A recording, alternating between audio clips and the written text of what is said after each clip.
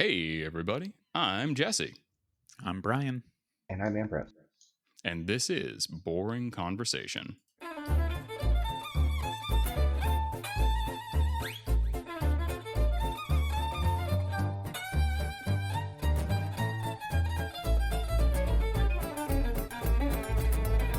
Welcome to Boring Conversation, a Malifaux podcast.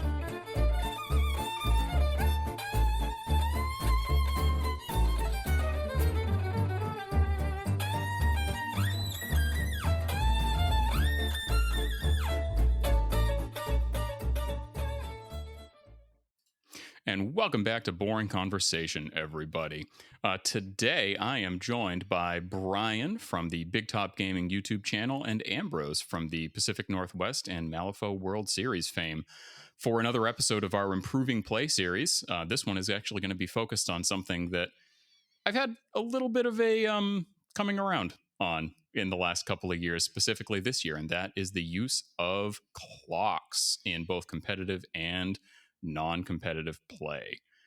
Before we actually get into the meat of the episode, I'd like to give everybody an opportunity to introduce themselves, plug anything that they have going on, anything they have coming up, and just to kind of get things started, I'll just share what's going on here in the Boring Conversation world. First and foremost, and probably most importantly, we have CaptainCon coming up. That is going to be running February 2nd to February 4th of 2024. Held at the just outside of Providence, Rhode Island in Warwick. It's about 10 minutes or so from the airport. There's even a convenient airport shuttle, so you don't even need to get an Uber once you land.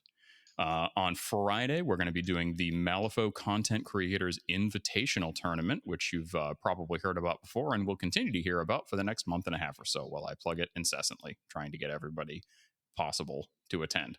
That is going to be a teams tournament.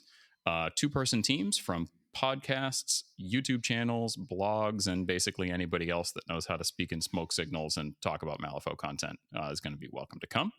We've already got a number of teams that have thrown their hats in the ring for this year. And then following the MCCI immediately on Saturday and Sunday of that weekend, we're going to have the Booty and Plunder 50 Soulstone Gaining Ground Season 4 tournament.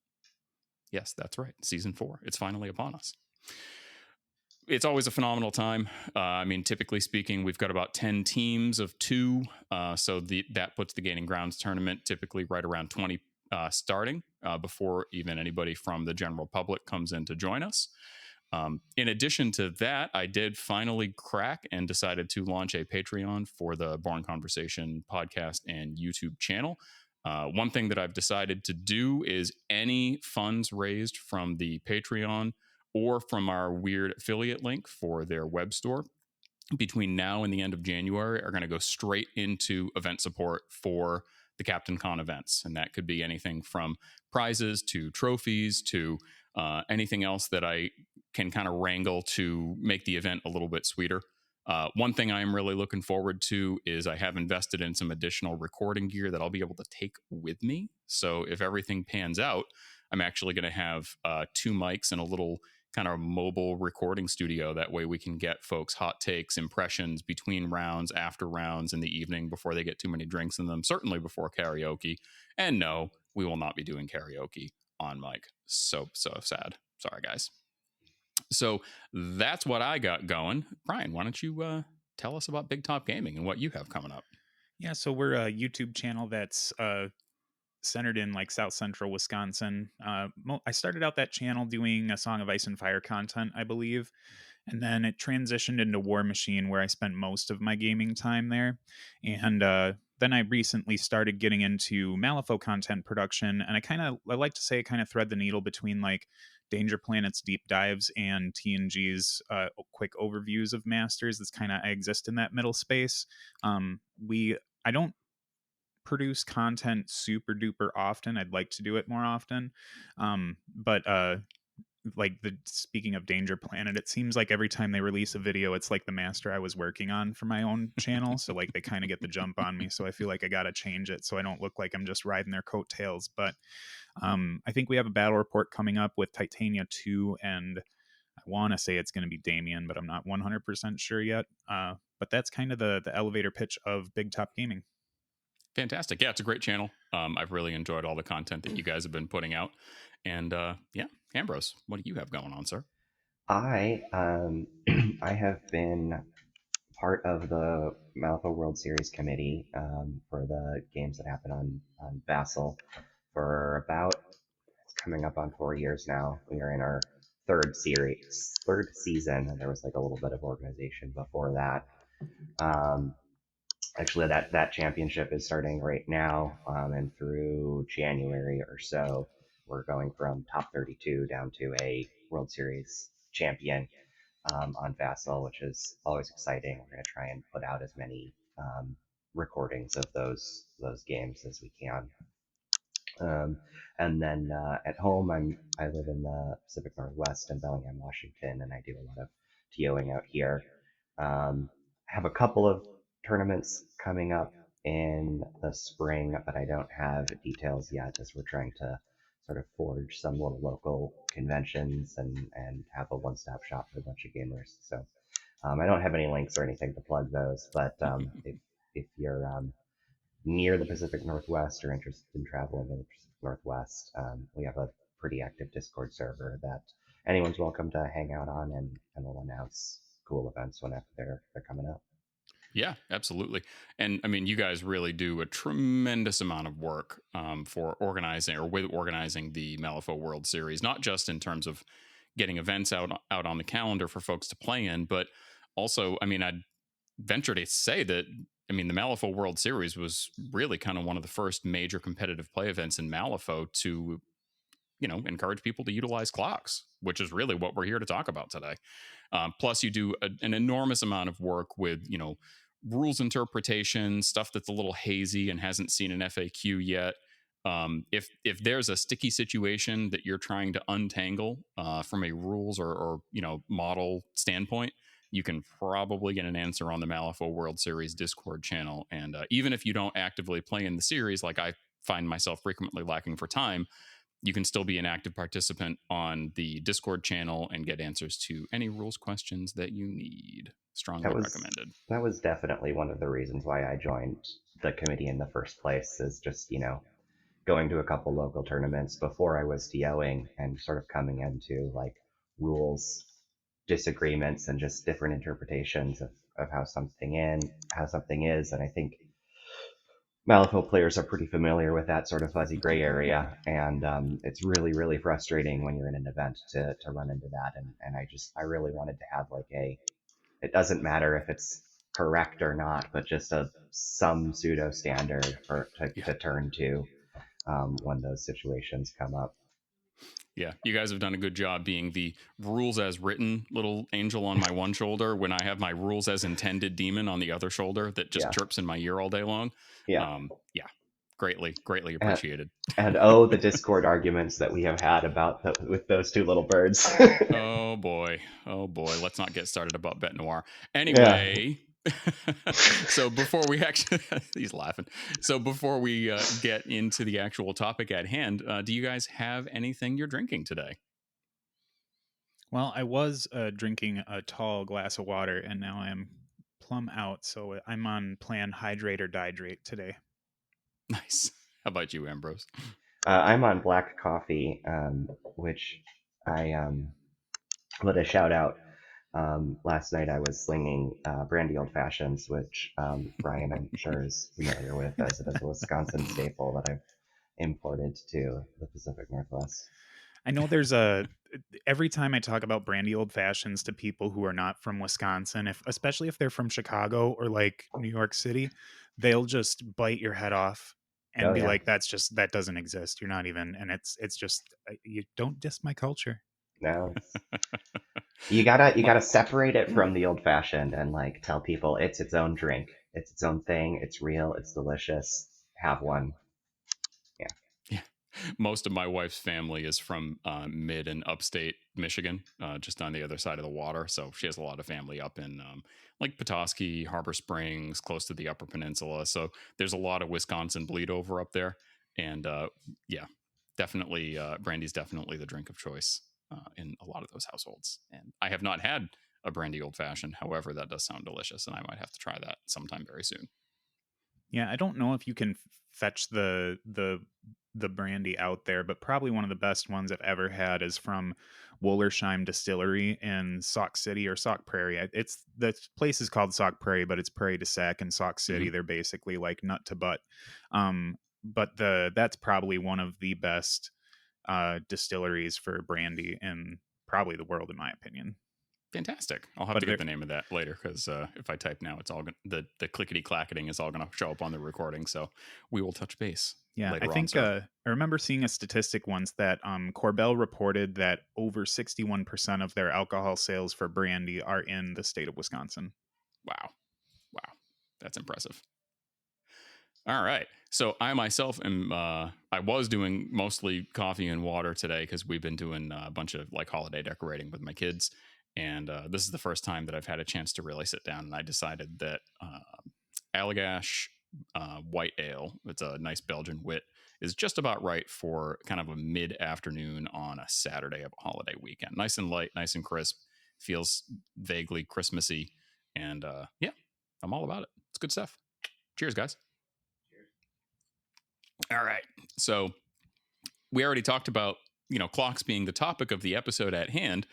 But really, kind of the overview of what we'd like to accomplish is going to be sharing kind of the good, the bad, and the ugly, if any, of clock use, both in competitive and in non-competitive, even casual games. We really want to kind of talk about how you can implement clocks into your everyday games and your events.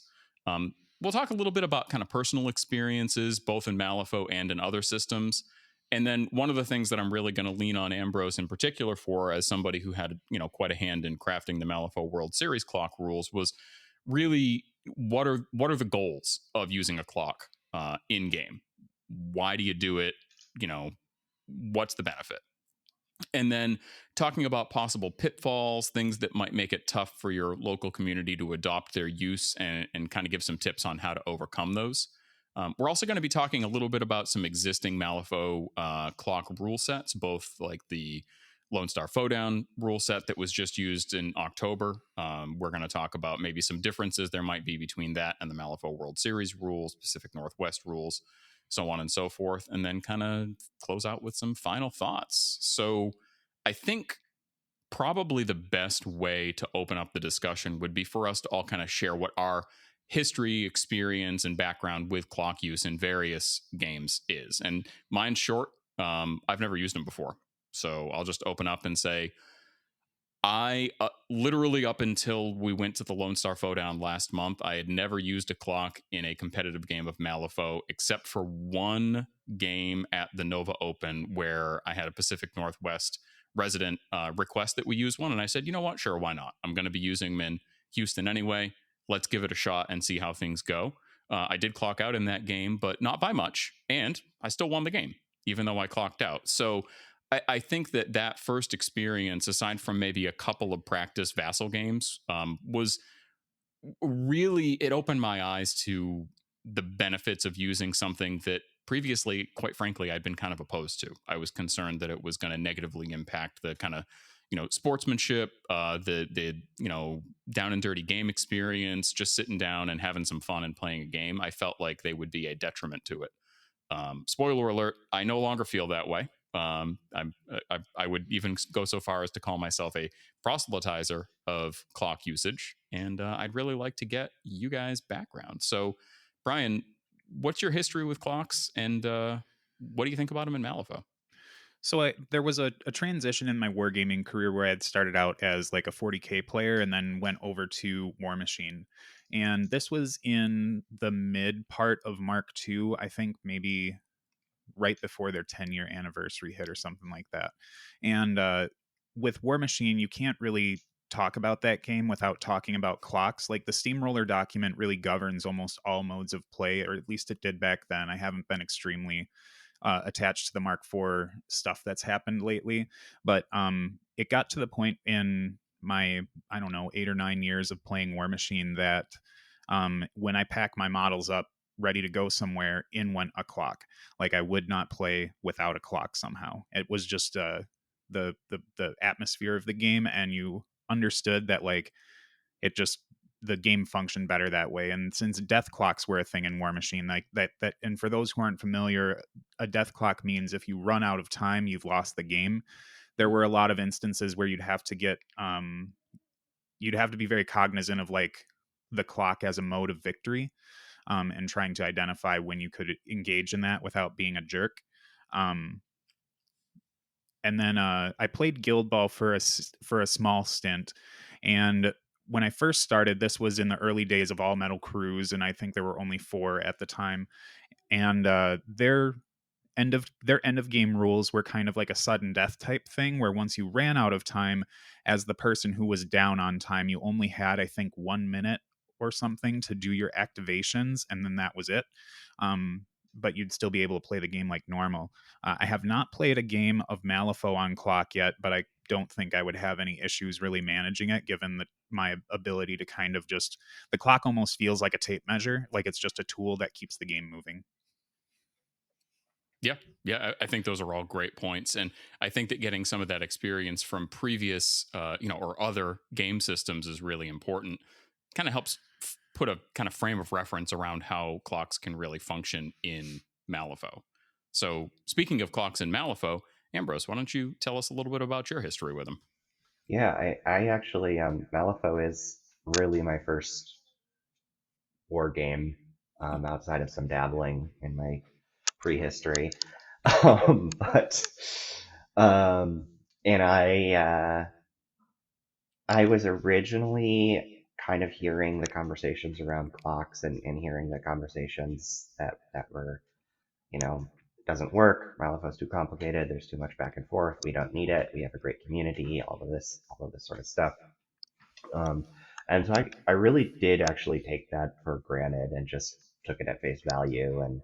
And it wasn't until I started working with um, my local store, which is now Aegis Games here in Bellingham, and the owners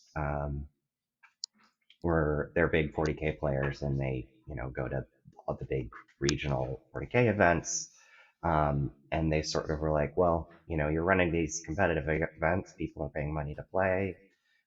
People are traveling to play. You don't want to have people have a bad time because of a weird time situation. You don't want slow play to as a TO to come up more than it absolutely has to. And they kind of gave me a mini lecture that, like, we're happy to run events for you, but if you're trying to treat this game seriously, you should be looking at clocks. And that kind of made me reevaluate the conversations that were being had. And after that, I started seeing some people at big tournaments have bad experiences. A surprise time call. They were trying to maintain their last activation that they killed an important model for, but time gets called and they don't get that. People feeling like they're being slow played. And I kind of came to the realization that the end state of Malifaux doesn't work very well or fairly if both players don't know exactly when the game is going to end. That sort of surprise time call is really, really frustrating because of how important the last activation is. And I started to see that over and over and over again in tournament games. And that's when I started playing around with it with some local people. I broached the subject with the World Series committee. And it took a while for that to get off um, and get implemented into events. But it kind of worked out that I was seeing these issues. I had the solution in mind, and as people started to also experience or see some of those issues popping up, I had the resources available to say, well, check this out and see if this solves it for you. Fantastic. I think that it's kind of cool where I didn't realize that Malifaux was actually your first real serious tabletop game, and to go into your very first game and be able to identify that, hey, there are some issues, especially having a a shop that is so heavily in favor of clocks and that kind of helps set you on the right course without dictating to you that no, you have to do this to run events here. That's really cool. And it's not something that I've seen in person, I mean, really anywhere else. That's fantastic. I know that for me, for whatever reason, I just missed War Machine and Hordes and Guild Ball entirely. I didn't play them. They came out and became very popular at a time that I just wasn't really doing much in terms of tabletop wargaming. I was living out of state for a while. And then after I moved back, I just never really reconnected with like all the 40K and Age of Sigmar players, or I guess at fantasy players at that time that had migrated to some of those other systems. So I didn't have that exposure in, previous hobbies that I had participated in. It's really cool that you were able to, I mean, kind of embrace them even as a newbie. And maybe you were able to embrace them because you were a newbie. I don't know. That could have a big contributing factor. I think that's definitely part of it. Like I had started to hear the rhetoric against clocks, as I think we've all heard, arguments against them, and I think it was easy to let go of that because I was also new to the game, right? I was hearing it and parroting it, but I hadn't really like sunk into that belief and embraced it. And so it was easy to sort of shake that off and think about, well, maybe a different way. Yeah, absolutely. So I'm going to kind of pass the next section off to you guys to kind of get rolling, just because you do have a lot more experience. And obviously, you've been involved in other game systems that have used them or been instrumental in developing them for Malifaux. But really, like, what's the elevator pitch for clocks? Why bother using them? What are the goals? How do they benefit the player? And I would really say, just as a prompt, I feel like the thing that they tie in the most to is something that Brian and I actually talked about when we were just first discussing doing this episode. And that's kind of enforcement of the social contract of the war game or the card game or whatever it is that you're actually playing. So if you guys wouldn't mind, just kind of take it away, talk about why clocks and how they tie into that social construct and really enhance the experience for everybody involved. Yeah, kind of extending off of the discussion of social contracts in wargaming is, I think that wargaming's gotten so wide to the point it's pulled in so many new players, right? Like if you were to look at like Warhammer 5th edition compared to like now, I mean that's like almost 2 decades have gone by, right? And you could just show up to a game and put your stuff on the table. Someone else would come and you'd put their stuff on the table, and things were so simple that the game was just going to naturally happen the way it happens. Maybe an hour and a half or something would pass and you'd be done and over with because complexity wasn't really baked in that deeply. But fast forward to now where we're there are so many different players that have so many different intentions when they come to the table, but they're so unspoken. So like super competitive player might be like, okay, I got to go ahead and put this master through their paces. So I'm going to go to my local game store and put my stuff on the table. And the first person that comes up across from me, I'm just going to do my thing and play the game. But what they might not understand is that person who's come to the game store and sat across from them maybe plays once or twice a month and they're kind of slow with things. So there really isn't much of a discussion on either person's side to say, what do I want out of this game?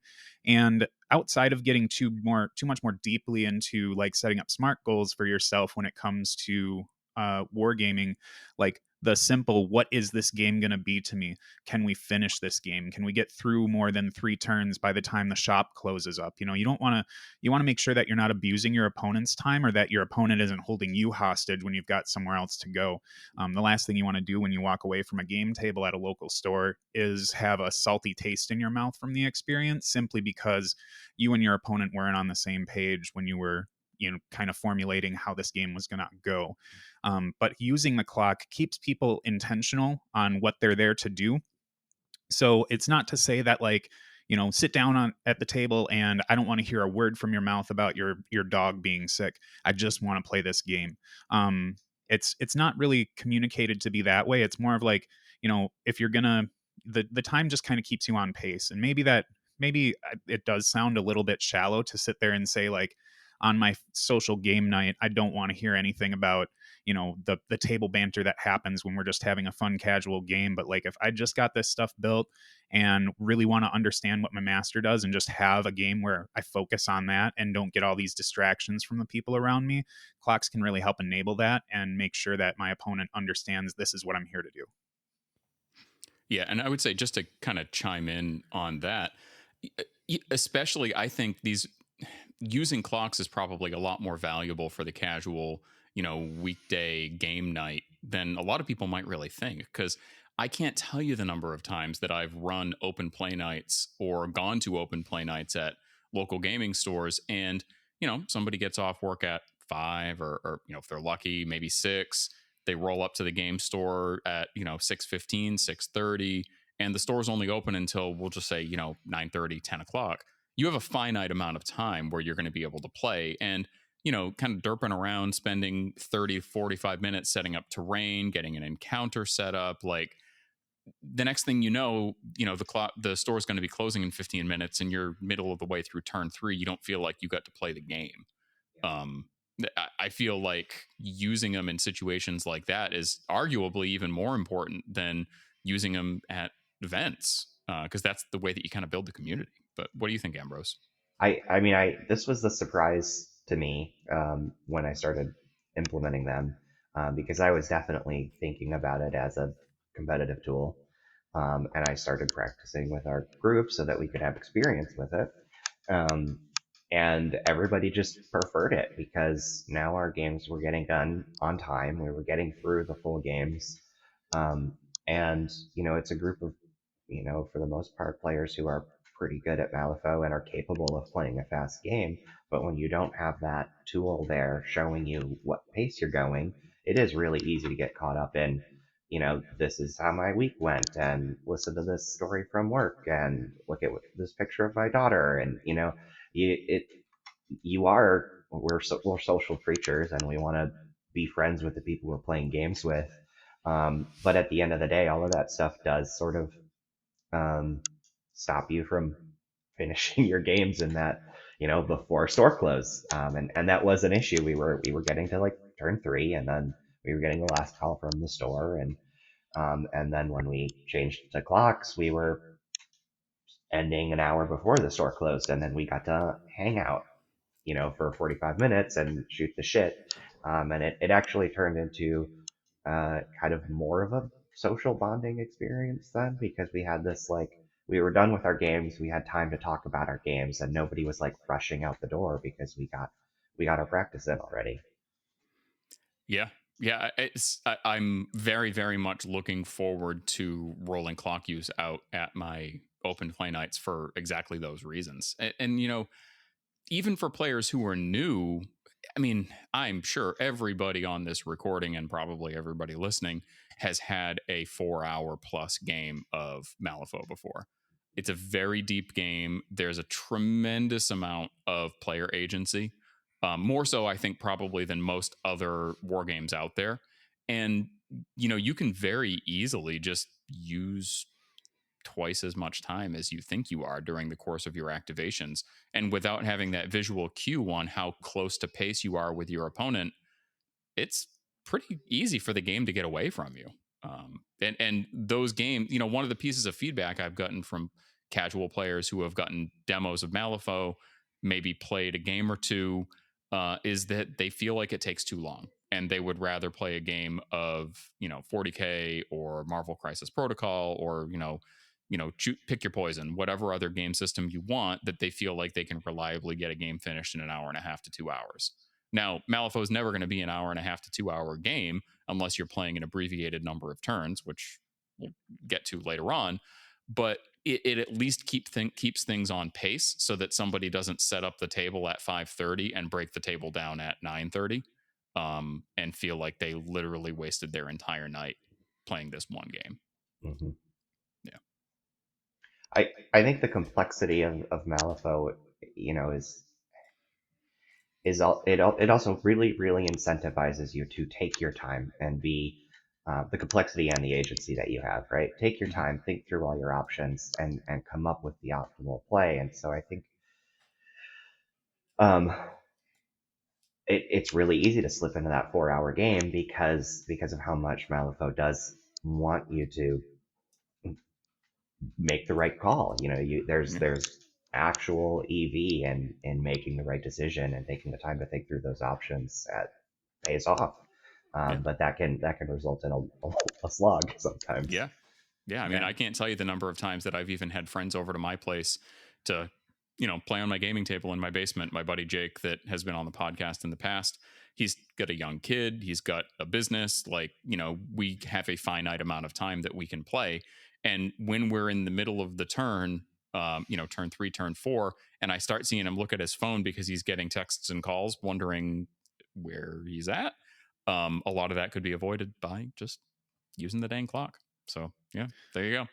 So was there anything else that either of you wanted to add in terms of, goals, benefits, anything like that before we move on to the next section? I think maybe this kind of is a segue to your next section more so than a commentary on the contracting, but maybe tangential. I don't know. It feeds in somehow. But I think as Malifaux players, one of the things that I think fails us the most is our reliance on this 50 Soulstone game point limit.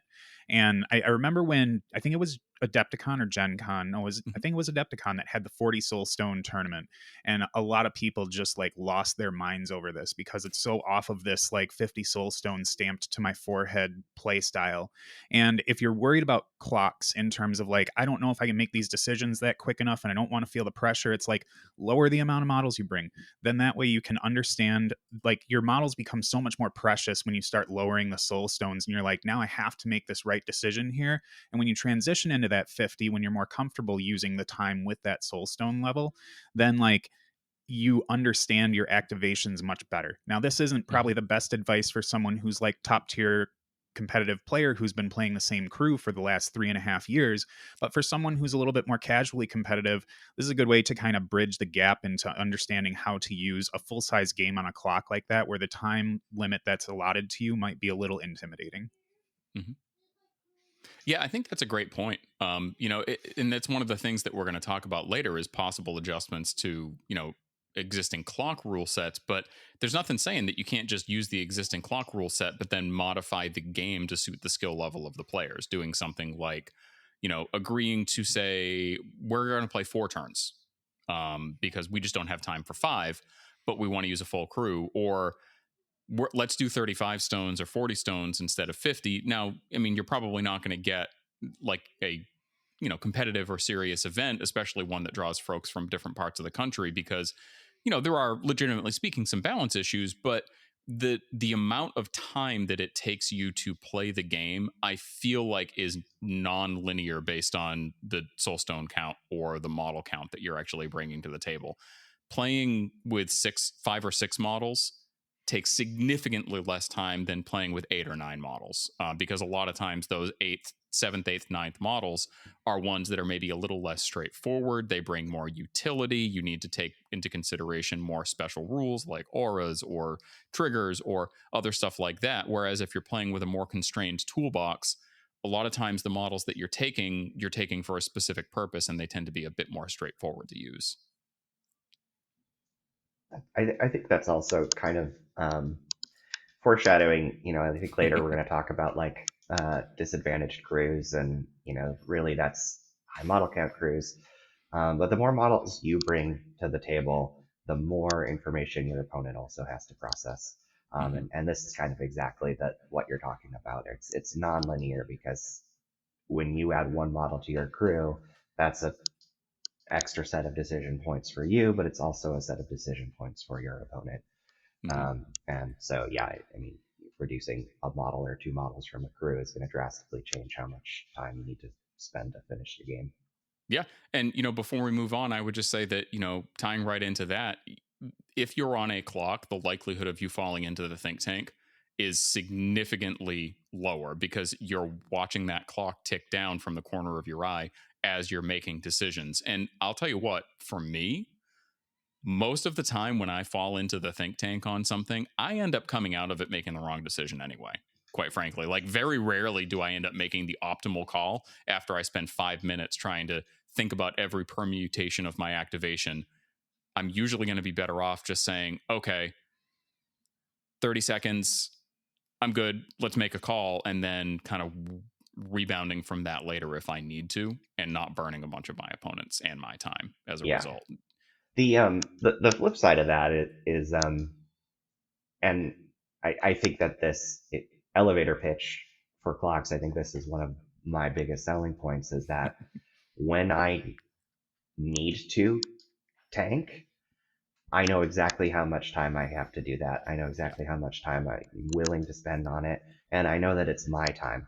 I know that, if I think I had an example where I was running Zoraida into Marcus, and I did my unpack, and I just mentally assigned the stealth upgrade to the wrong model. So I had my entire unpack based on being able to obey a model that I couldn't. And so, I got to my last activation, and it was the right activation, and that just completely wouldn't work because of that misevaluating the game state. And I felt comfortable taking the 6-7 minutes I needed to figure out how to salvage what was there.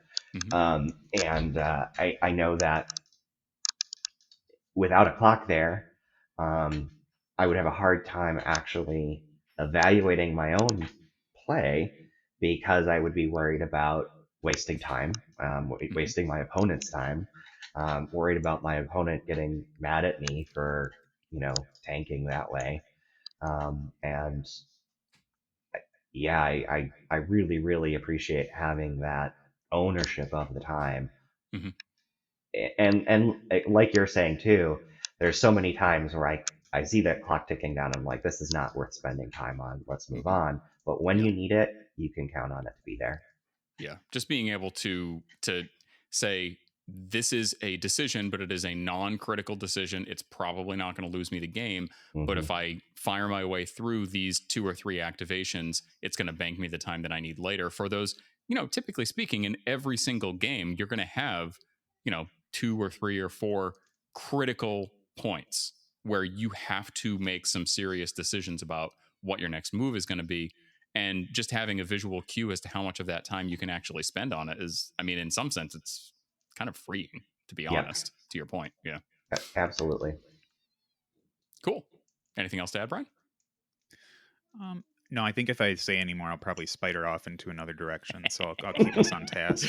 Cool. I never want to dive off to another segment of the call sheet before I just make sure nobody else has anything to add. Because I know for me, I always have stuff that just kind of comes to mind. And if I don't spit it out, then it's going to be lost. And yeah, anyway. So the next thing we're going to kind of talk about is, pitfalls, barriers to adoption, and how you can kind of overcome them. So I thought one of the ways that we would do this is, because I, in the past, have always been the kind of, clock negative person, I thought I would bring up some of the things that I have used as reasons to not use them in the past. And then we could kind of share if we've had the same experience and, why they might not really hold water, or without just telling a player, hey, you're wrong, clocks are awesome, and, get with it or get out, how you might be able to kind of gently persuade somebody to at least give them a shot, and then hold off on making assumptions until after they've actually played on them a little bit. So pitfalls, I mean, I have always been very wary as a TO, as somebody who's been trying to develop more interest in regular local game nights, and especially with trying to recruit new players. Because, I mean, like, let's be real here, Malifaux is a great game, but it's certainly not the most popular one out there by any stretch of the imagination. And a lot of times you're trying to recruit players who are used to a very, very different pacing and a different mindset, either from other games that are more casual, or potentially even from some games that are even less casual, a little bit more hardcore, so to speak. So, kind of fighting against the preconceived notions that some of these players might have, where they walk up to a demo table or a table with a couple of people playing. Nobody else in the shop is playing anything on a clock. It doesn't matter if it's 40K or Shatterpoint or MCP or whatever.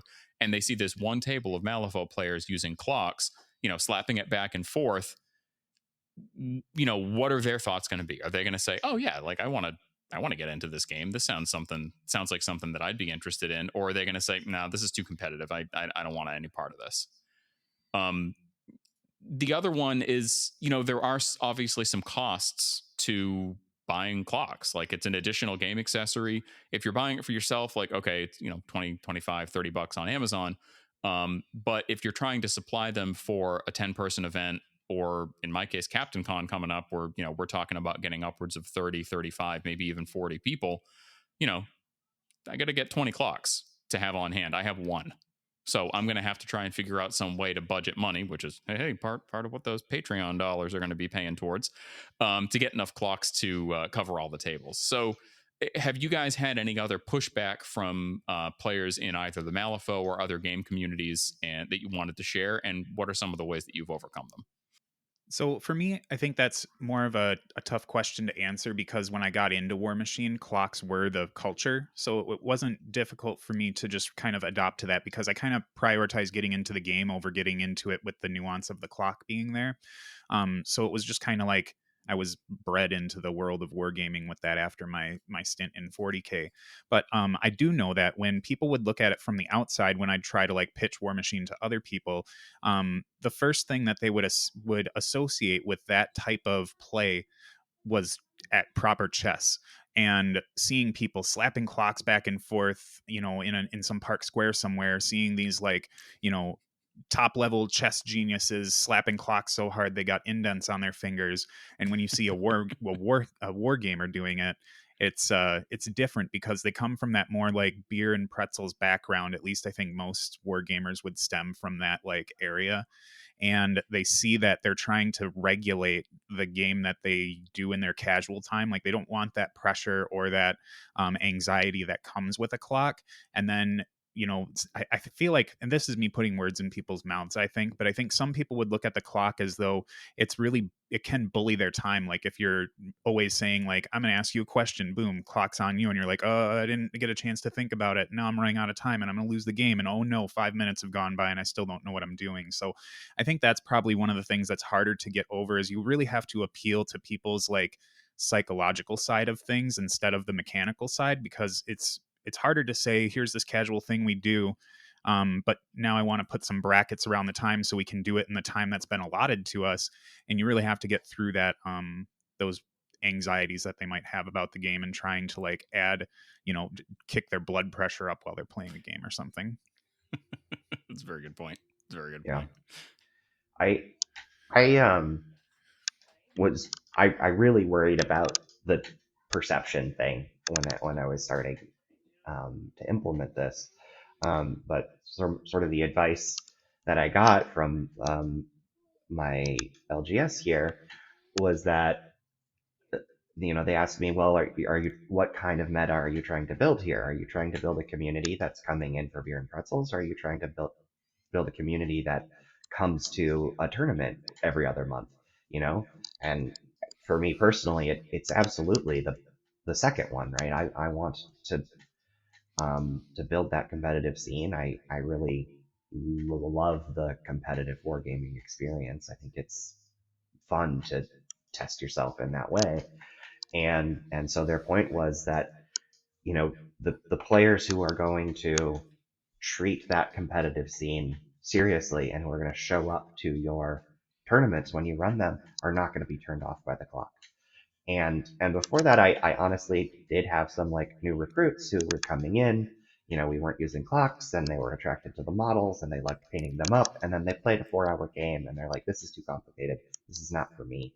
And, I totally respect that, but I feel like I did them a disservice by like not signaling what the community was about, what the game was about very well, and so they weren't able to like select what was best for them. And I think that in some ways having the clock there really helps that, because it does show players what the game is like, what the competitive scene is like, and there are people who are going to be turned off by it and who aren't going to like it. But there are people for whom that it's actually going to be a boon, right? And those are the players who are going to be filling your tournament seats. So I think that Malifaux's certainly not for everybody. Competitive Malifaux's not for everybody, but that perception thing having the clock there does help people find their place within the wargaming community or within the Malifaux community. And yeah, it was less of an issue than I thought and turned into kind of a boon. Well, I do think it's kind of like a tide of the times, right, that are coming. You can kind of see this crashing wave. And the big reason why I say that is that I think within the last maybe 3 or 4 years, if I had to give like a rough estimate on it, clocks have become much more widely adopted in the Warhammer universe. And whenever something happens within that game set, since it's such a wide-reaching game, it starts to trickle out to other Hmm. games, and they might borrow something from another one. Like widget use was a really big deal. Malifaux and War Machine and Guild Ball players have been using widgets forever, and then finally 40k is like, okay, we can do this, you can move quickly, and we don't have to eyeball things and say like, oh, is that in? Maybe I'll give it to you because I've had more drinks than what I should have tonight or something. But um with 40k kind of adopting clocks in a lot of their larger events, then getting into those casual games for people who are wanting to try and practice for some of those bigger ones, it's just going to become more visible. So I feel like maybe that the preconceived notion issue of kind of the stigma around clocks drops off as bigger games start to adopt them, so it could be more commonplace. So it might not be so much of an uphill battle in the near future, as long as Hmm. people start kind of working with them and understand that they're a tool that benefits you instead of punishes you. Yeah. I think we're also getting more recruits in like just wargaming in general is getting new players coming from like competitive Magic and from League of Legends and stuff like this, and these are competitive environments that are very regulated, Mm-hmm. and for players coming from those scenes, I think that this sort of tool that protects you, ensures you have a fair amount of time, is very appealing. Yeah. I would say too, like realistically speaking, it's not like every war game out there is a good fit for clocks. No, I yeah, do feel like Malifaux happens to be one of the games that is an excellent fit for them. Just as an example, I've been dabbling in BattleTech a little bit. My son and I have been playing it. I have a long history of playing that. It was my first tabletop game. Started playing in like junior high. I mean, we're talking like 1993, 1994, long time ago.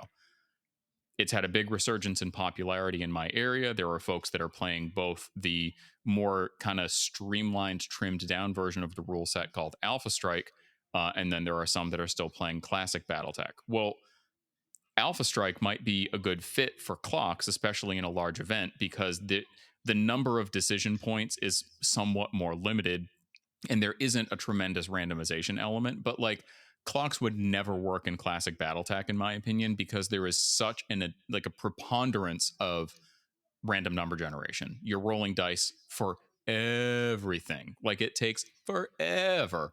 And then you're having to like do a lot of alternation of like, okay, my model's going to shoot, then your model's going to shoot, and I have to roll my 2 dice, and then I have to roll my 2 dice again to see how many missiles actually hit, and then I have to roll 2 dice for each one of the clusters of 5 plus the remainder that wasn't quite 5, and that was just for one weapon, and now I have to. It just goes on and on and on and on and on. So Malifaux is a game where it is well suited to clock use because there is a certain amount of randomization and there's a certain amount of stuff that happens because of opponents' models during your activation. But I mean, generally speaking, the thing that really I think separates it from some other games is that the thing that I mentioned before, which is the player agency. And any game that has a tremendous amount of player agency, I feel like is probably always going to benefit from clock use. Um, for all the reasons that we've already gone over. So, if somebody that's rolling up to your table from a BattleTech table is like, dude, why are you using clocks like that? How can that even work? Well, just understand that their experience in their game of preference is not going to necessarily line up with yours, and you may need to say, hey, if you're interested in trying it out, I can give you a quick demo. Just give it a shot because it really works well in this game, even if it doesn't work in yours. I think one of the things to touch on that you had mentioned concerning like the cost of clocks and getting buy-in from your stores, I think that um, there's no doubt that like clocks cost money, like, and it's not a cheap amount either. Yeah. Like, you can get junky clocks that might break or bust or die, but like your typical price range for a clock is going to be anywhere from that $20 to $50, depending on how techy you want to get, or if you want one of those cool little analog ones. But the Get something to share on that in a minute.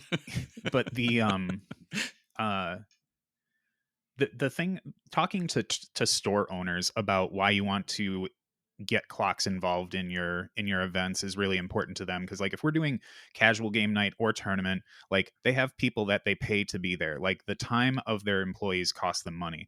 So if you try to sell it to your store of like, hey, I want to get these clocks, maybe we'll run 2 events where we don't have a prize pool or anything, and the money just goes towards purchasing clocks for our group, then that way you can try and fund that through the store almost, and then you might be able to get some extra buy-in from them on top of that, because then if they do contribute to the clocks, they can stay in their store and get used for other games, because I'm fairly certain if somebody's playing Malifaux in a store, there are other games that are being played there too that could benefit from having clocks. So I know the cost is a huge it is a huge pitfall for trying to adopt this process, but there are some ways you might be able to mitigate it if you just have those conversations with your store owners or whoever your store representative is that can try and help make those decisions for you. Yeah, and the thing I was going to chime in on, I totally agree with all that. I think getting store buy-in is a fantastic idea, and quite frankly, not one that I had even really considered. In the sense of offering to run an event or run a couple of events or a league where there is a buy-in, but then there's no prize at the end. Maybe just offering like a product discount to league attendees, and then everybody that's joining is under the understanding that like this is going to benefit us all in the long run. So just maybe the next league there will be some prize support, but this time just enjoy the product discount, and we're going to use this to help improve all of our experience moving forward. The thing that I was kind of laughing about before was myself and Brandon Lane from the Danger Planet channel. We actually went and played a couple of practice games at one of the local game stores that's a little further away from me, so I can't get there on the regular. And we were doing them in prep for Nova, knowing that there were going to be optional clocks there. And the only clocks that they had were the quote unquote fancy analog ones. We could not figure out how to set those damn clocks. There were no instructions in the box. There was a digital one, but the batteries had been left in for too long and they'd like leaked all over the inside of it and cooked the board. So we're like, okay, well, I think that we can do this. I'm not really sure. I'm like looking on like a YouTube video trying to figure out how to set the thing. We finally get it set, and then we get 20 minutes into the game and we realize that the clock is ticking backwards, and we're like, I don't even know how to read this. Like this okay, let's just hit the clock back and forth but not actually pay attention to the time, just so we can work on the muscle memory piece. It was pretty funny. So long story short, unless you're very comfortable setting an analog clock, just get a digital one, because they're easier to read for everybody. Yeah.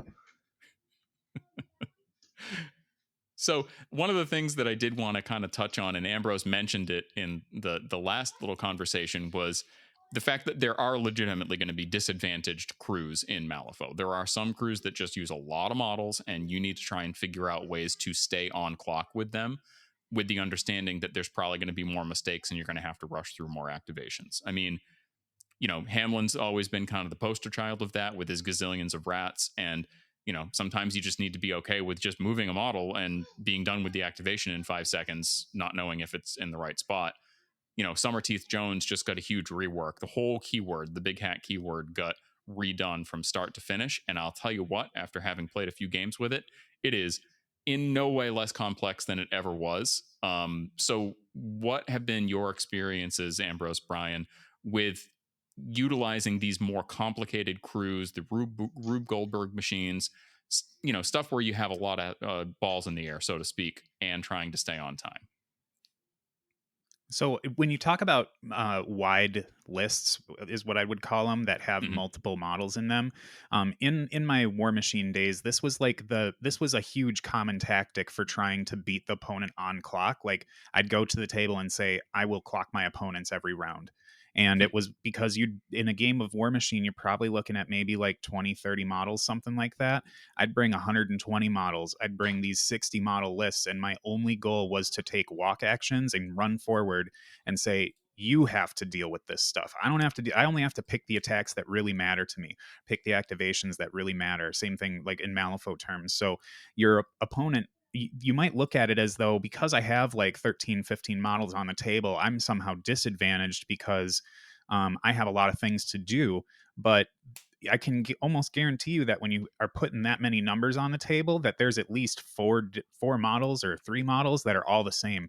That's really easy to keep straight. You don't have to think about jumping through all these hoops when you've got a crew of like 8 models and every single one's different, and they all have different actions and different bonus actions and different layers of interactivity with other pieces of your crew.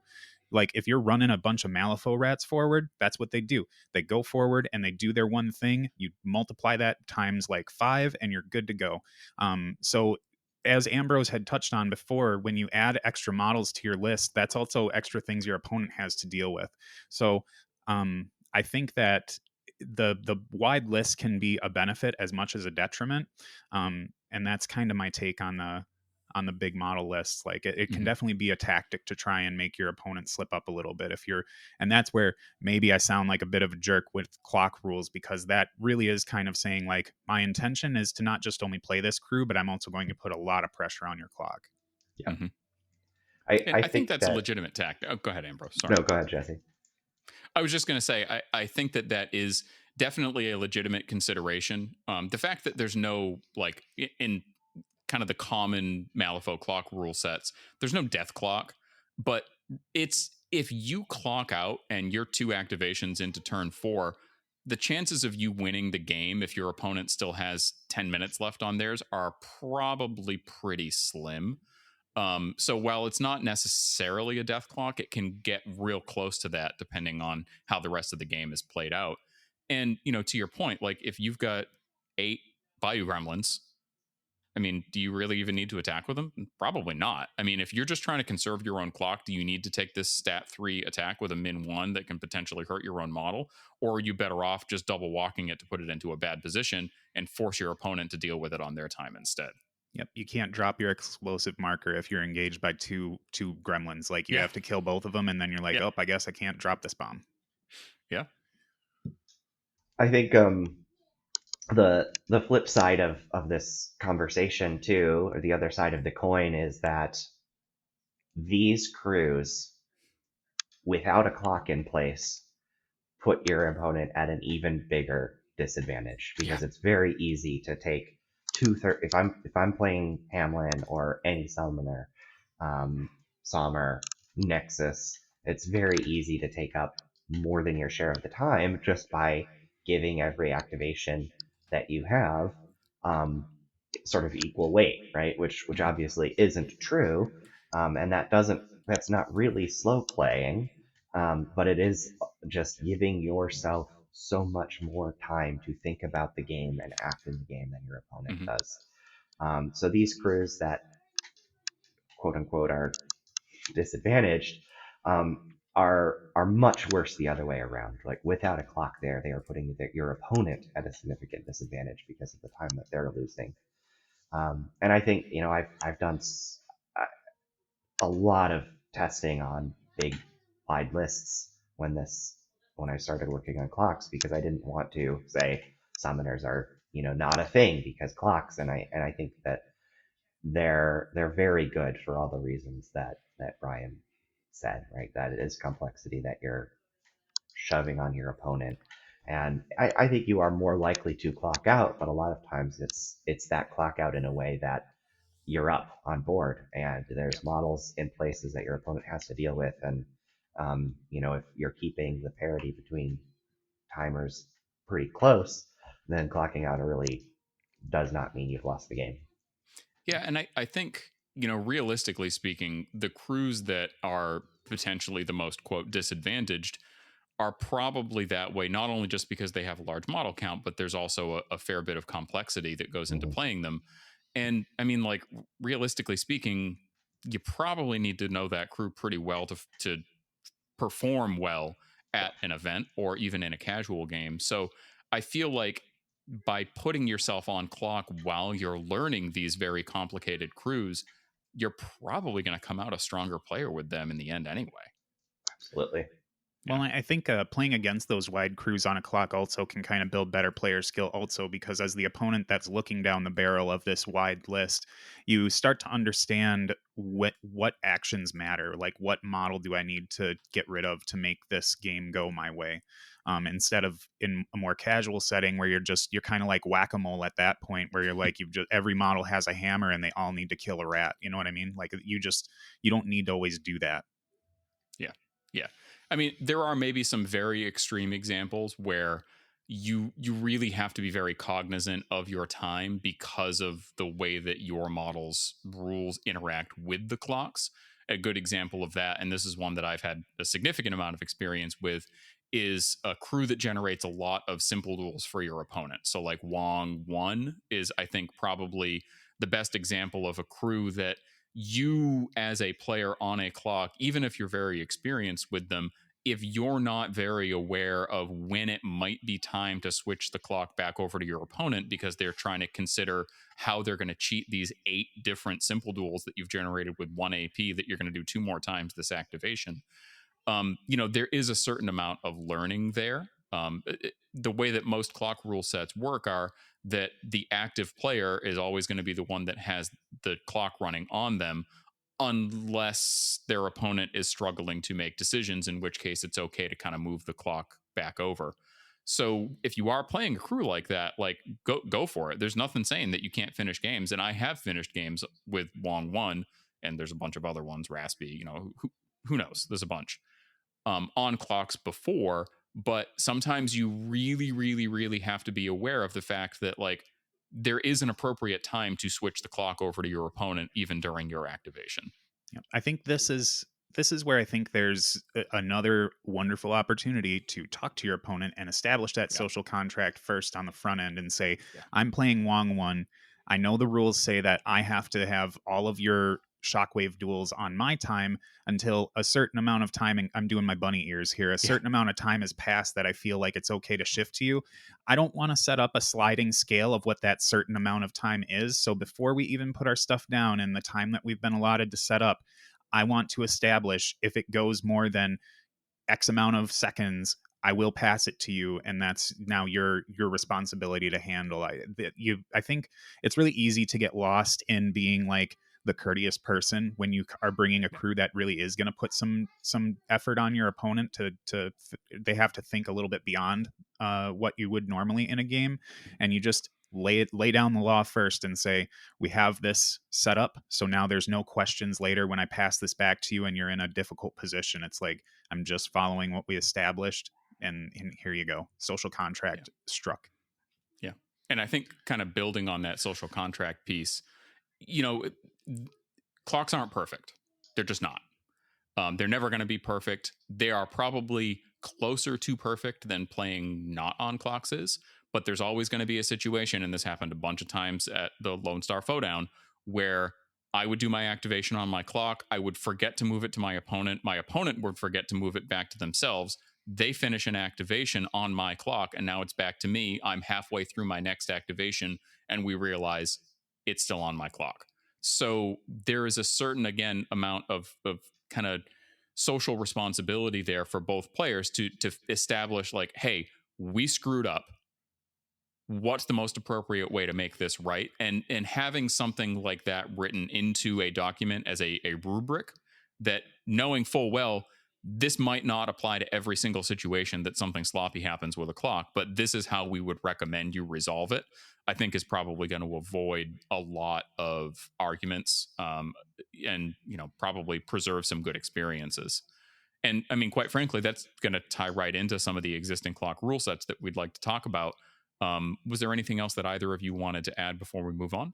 Just in terms of pitfalls and barriers, I think that the other big one for TOs to consider is just making your clock policy have a plan for any player with disability that comes in. Sure. We have had a player, not physically be able to play that way, and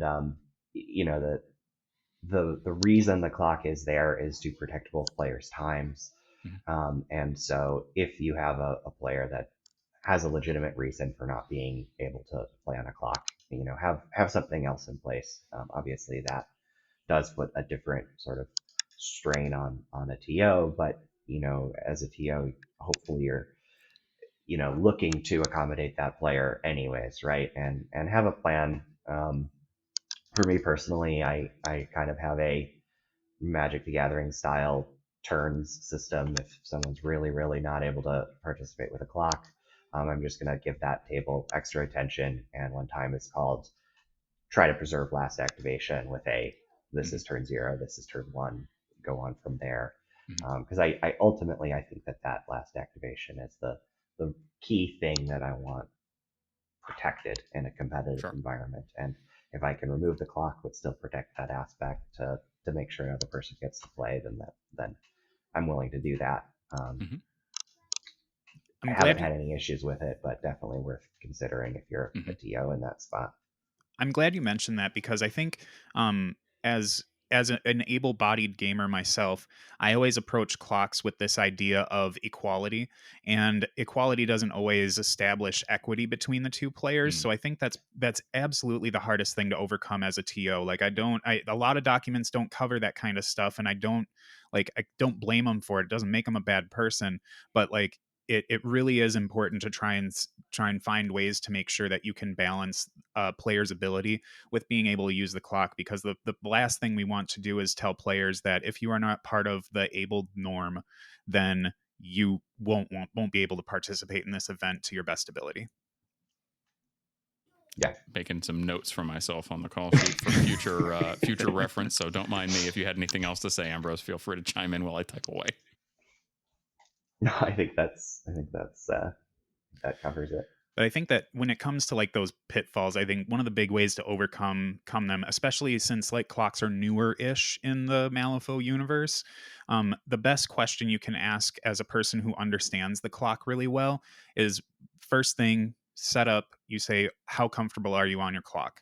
And then you start to establish the things like, okay, I'm going to be able to try and help keep your activations on track, because I won't start an activation if I see that your little flipper is up on your side.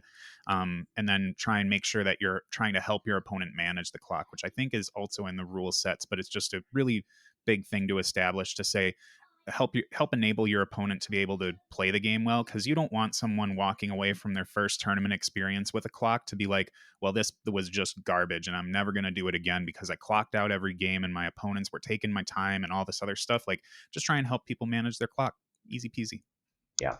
I have, interestingly, I found that with a clock there, and as an experienced clock user at this point, it's pretty easy to help a new player who's new to clocks manage their time. I just have enough reps that it's not that much of an extra mental load for me. And when I'm in a tournament, and sometimes you run into one of those pairings where you've got a really new player, and I have always struggled with, like, I don't want this person to have a bad time. This might be their first tournament ever, and I have found it's a lot easier to guide a player through a fun game of Malifaux while still winning that game of Malifaux when there is a clock present, because I'm really able to manage my time well to make sure that I can achieve my strategic goals, and add that additional goal of, I want my opponent to come away from this game feeling good about the game.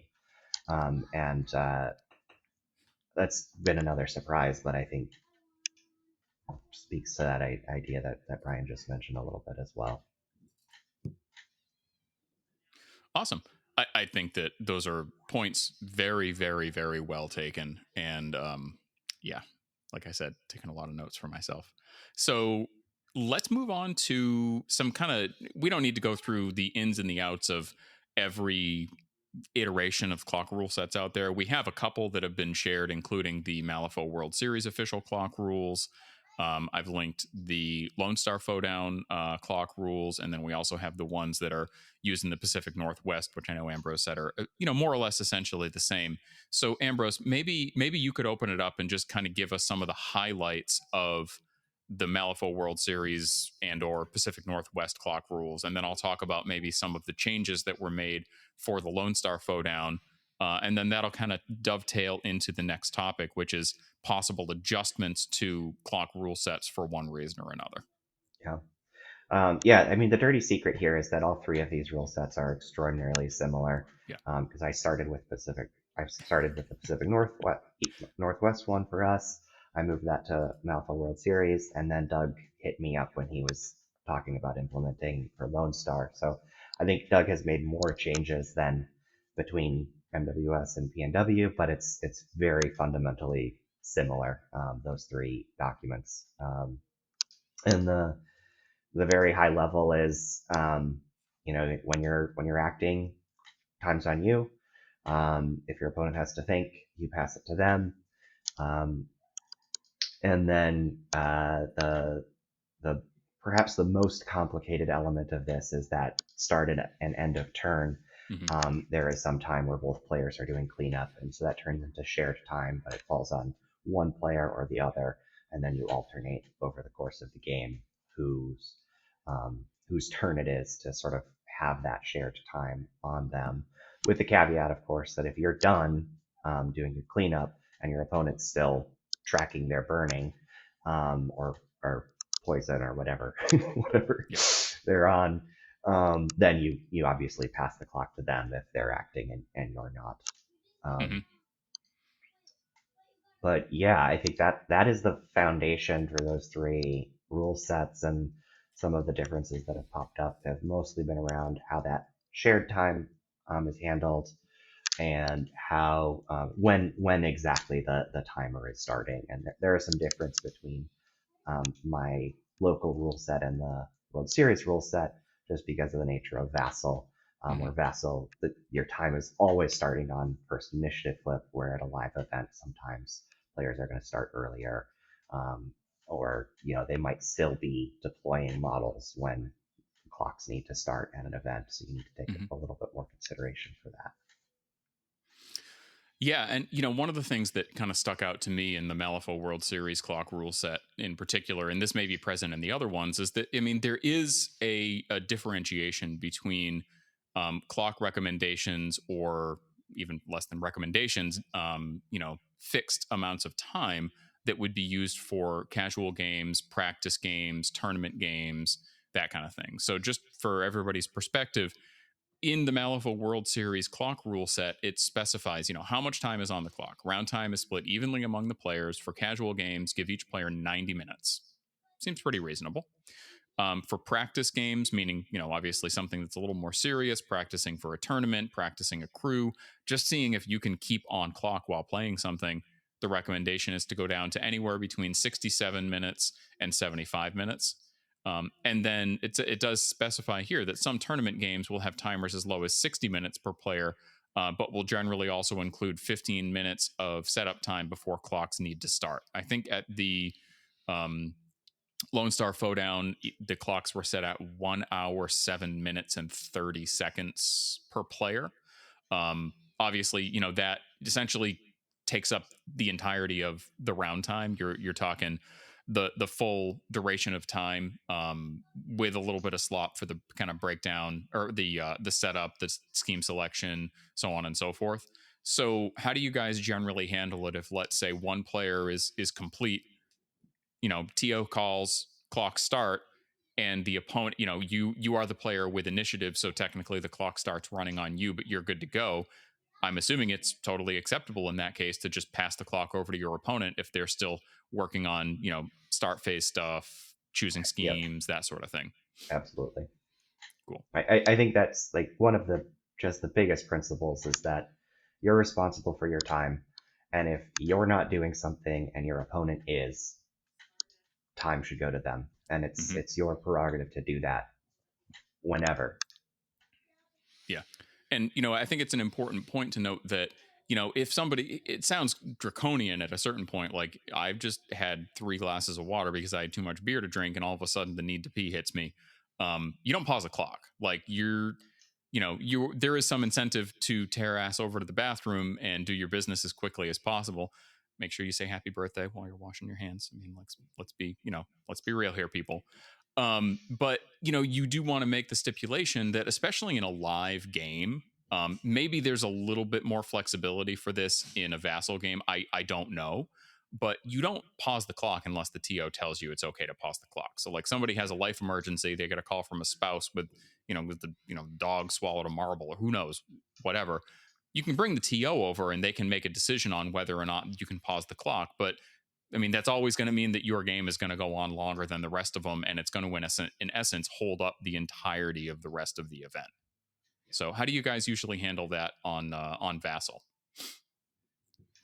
On Vassal, there is, I think, I don't remember if it's in the clock rules or if it's in one of the if it's in our player packs, but I think there is like if there's a home emergency or you bio break or whatever, there is a line where the players can decide to take a 5-minute break and come back to it, and that is kind of a lot of times people are making these games happen at weird times because of the Sure. Global nature of these pairings, and they're doing it at home, so there's pets and children and significant others who sometimes need attention in the middle of the game. So we're a little more lenient about that, where a small break is okay. We do have that capped, I think, at 5 minutes because we don't want people taking advantage of that in a way that gives a competitive advantage. Sure. And so beyond that, they're allowed to pause if there's a rules question and there isn't a TO immediately available. They can pause to try and get an answer.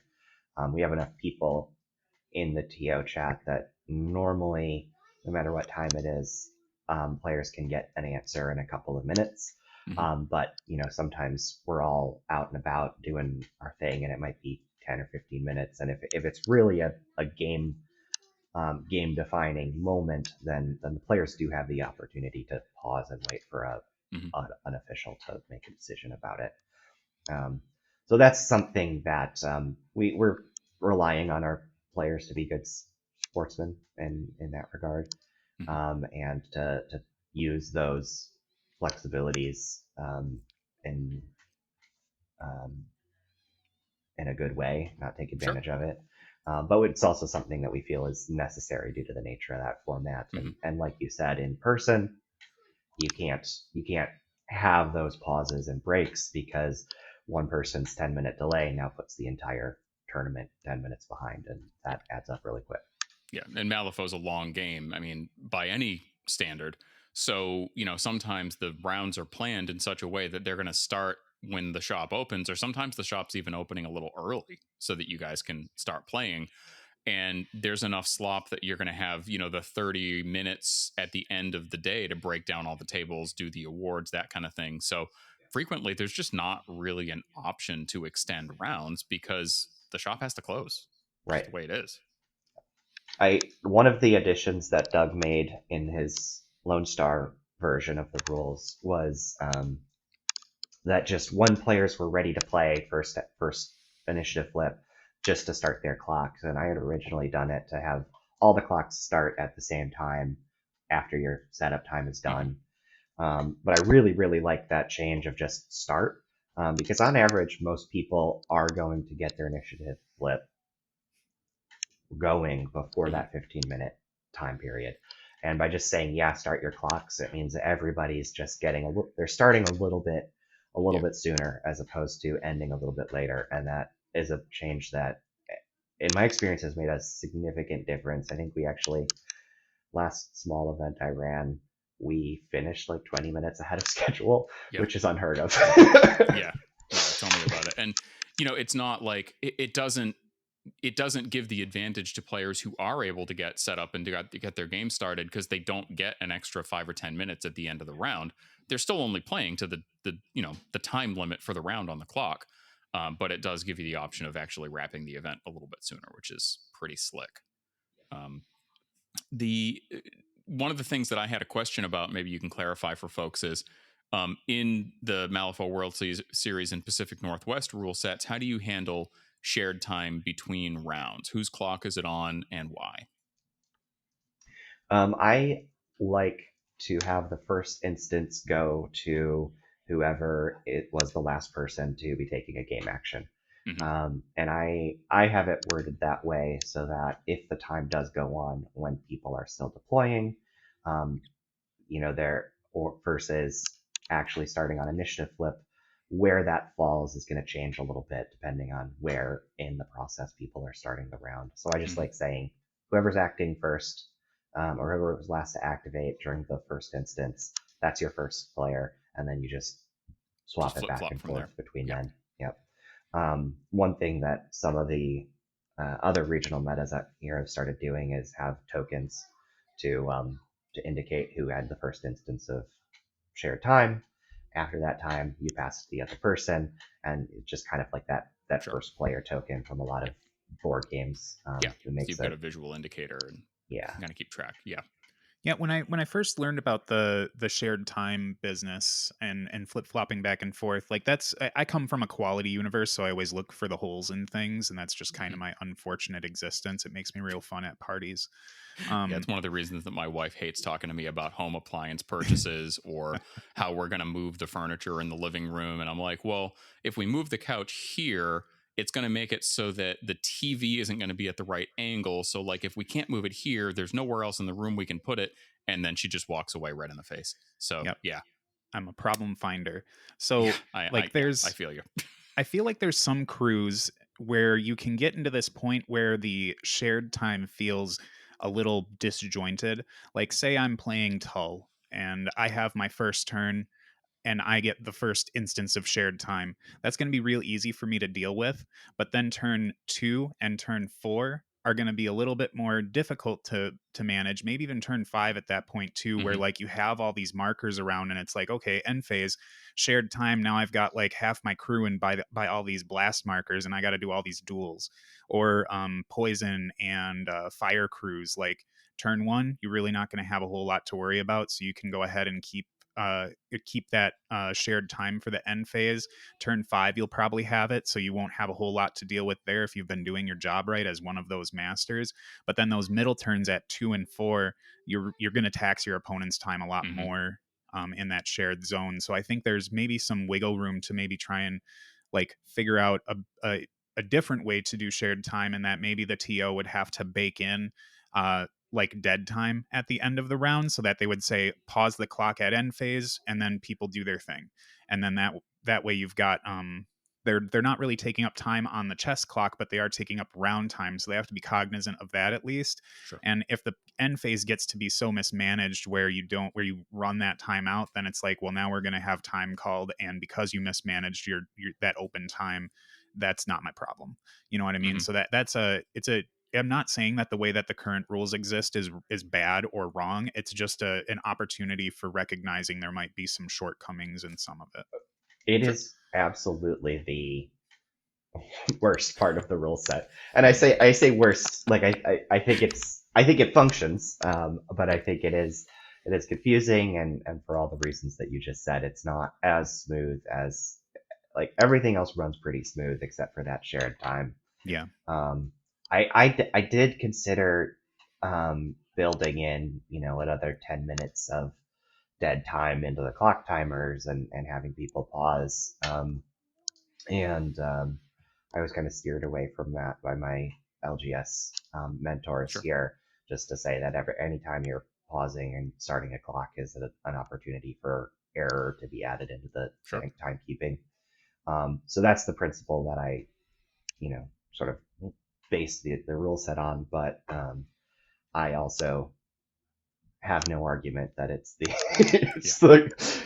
problem child of the system for sure. Yeah, when I read the rules, I was like, somebody lost some sleep over making sure or figuring out how this worked. Hello. Yes. Ambrose is waving his hand. Yeah, I mean, there's always going to be those exceptions. You get a standard rule that works for 85% of all the crews out there, and then you run into a Brewmaster 2 that previously during the end phase, but now now in the end phase, you're having to tally all of your opponent's poison damage and all of your, in some cases, poison healing, and then the start phase rolls around and it's still the same shared time, and now you're having to start moving around all these models, but it's not technically your shared time, so that I think a lot of it just comes down to the whole setting the expectations piece that we talked about with the Wong crew as an example. Like, if you are playing one of these crews and you're on a clock, you have to be comfortable walking into the game saying, this is going to happen. I am okay with it being on my time, or in the other circumstance, this is the point that I'm going to have to move it back over to your time, and these are the reasons why. So I think a lot of it comes down to practice. And like, if you're playing one of those crews, you're going to know that you're playing that crew.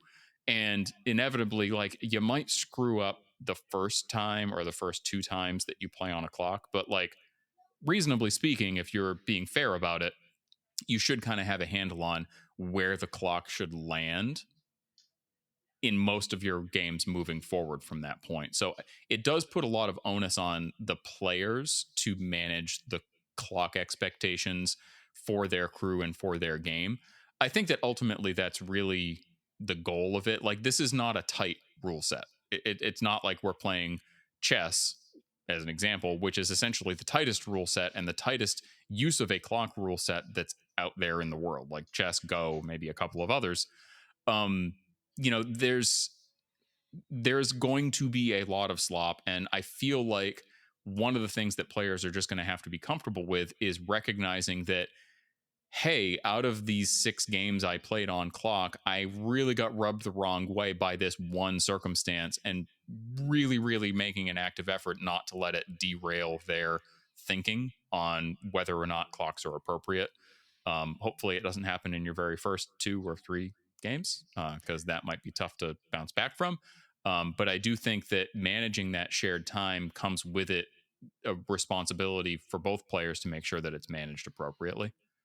It's just tough to put that into a printed rule set, you know? It is, yeah. I think one of the things that I just wanted to touch on for a Mhm. short moment about the rule sets is, I think that when we start throwing these numbers around and how the atmosphere of clockwork happens, a lot of this to a casual player that plays maybe once every other week or something like that, I think they would really they'd start to interpret this as a way of them to not enjoy the game. Like, if they rolled into any tournament, or might de-incentivize them from going to any tournament that says they use clocks, when they're saying like, oh, you mean I've got like 60 minutes to play? That's like, that's maybe 2 turns at on my local game night. But Mhm. I think that as long as tournaments are much more transparent on how they present the event, it rolls back. Who'd have thought that my theme would be social contracting? But letting the TO needs to also let the players know, like, this is the level of complexity or competitiveness that we're kind of trying to utilize these clocks for. If you've got a bunch of people who are trying to practice for a larger Malifaux event where they're going to have these strict clock rules, expect to see some of those, and know that it's not because they're trying to like bully you as a casual player. They're more so trying to make sure that they're prepping for their event. You could definitely talk to the TO and say, can you try and plan some events that are more for us casual people? Because I think that can happen a lot in Malifaux, where there are little pods Mhm. of different levels of players, and because these people are going to tear people's heads off in the game because they're just going to do that, that's how they play. They might start, if they're one of their tournament runners, the main tournament runner of the area is in that group, they might be singling out the other players and creating these little pocket metas that make it really Mhm. hard for us to kind of keep our community together and grow the game in a positive direction. So I think communicating as a TO to your players, this is why we're doing this kind of clock rule, or this is what we're looking for in clocks. I think it's important to just know what your players want out of you and what you want out of your Mhm. players. Yeah, I think that that's a very, very good point. Absolutely. I have a little bit of a tangent, if I can Sure. indulge for a second. And By all Brian, means, you mentioned Ambrose. the idea of casual players feeling bullied by the existence of a clock there. And I think that is definitely a perception that players without experience on a clock can have. But I also think it's kind of a myth, and that the inverse is much more true.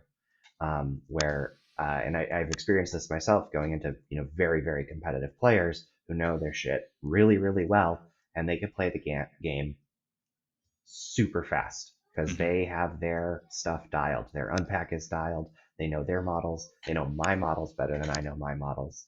And playing into those players who are just, fast and accurate, um, it does put the less experienced player in a position where they feel they need to speed up um, and play faster than they're comfortable with.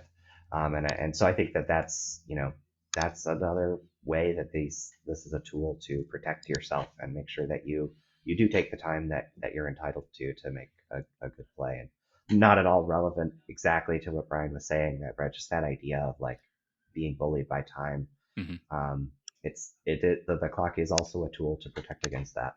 Oh, it's so funny when you say that, because like tempo is this weird concept that shouldn't apply to war games, but it does. Like Yeah, we all just kind of mirror our opponent's actions at some yeah, point, and you're like, oh, they're playing fast, and now I'm gonna play fast, and I'm gonna miss stuff, and like, oh no, what happened? I'm dumb.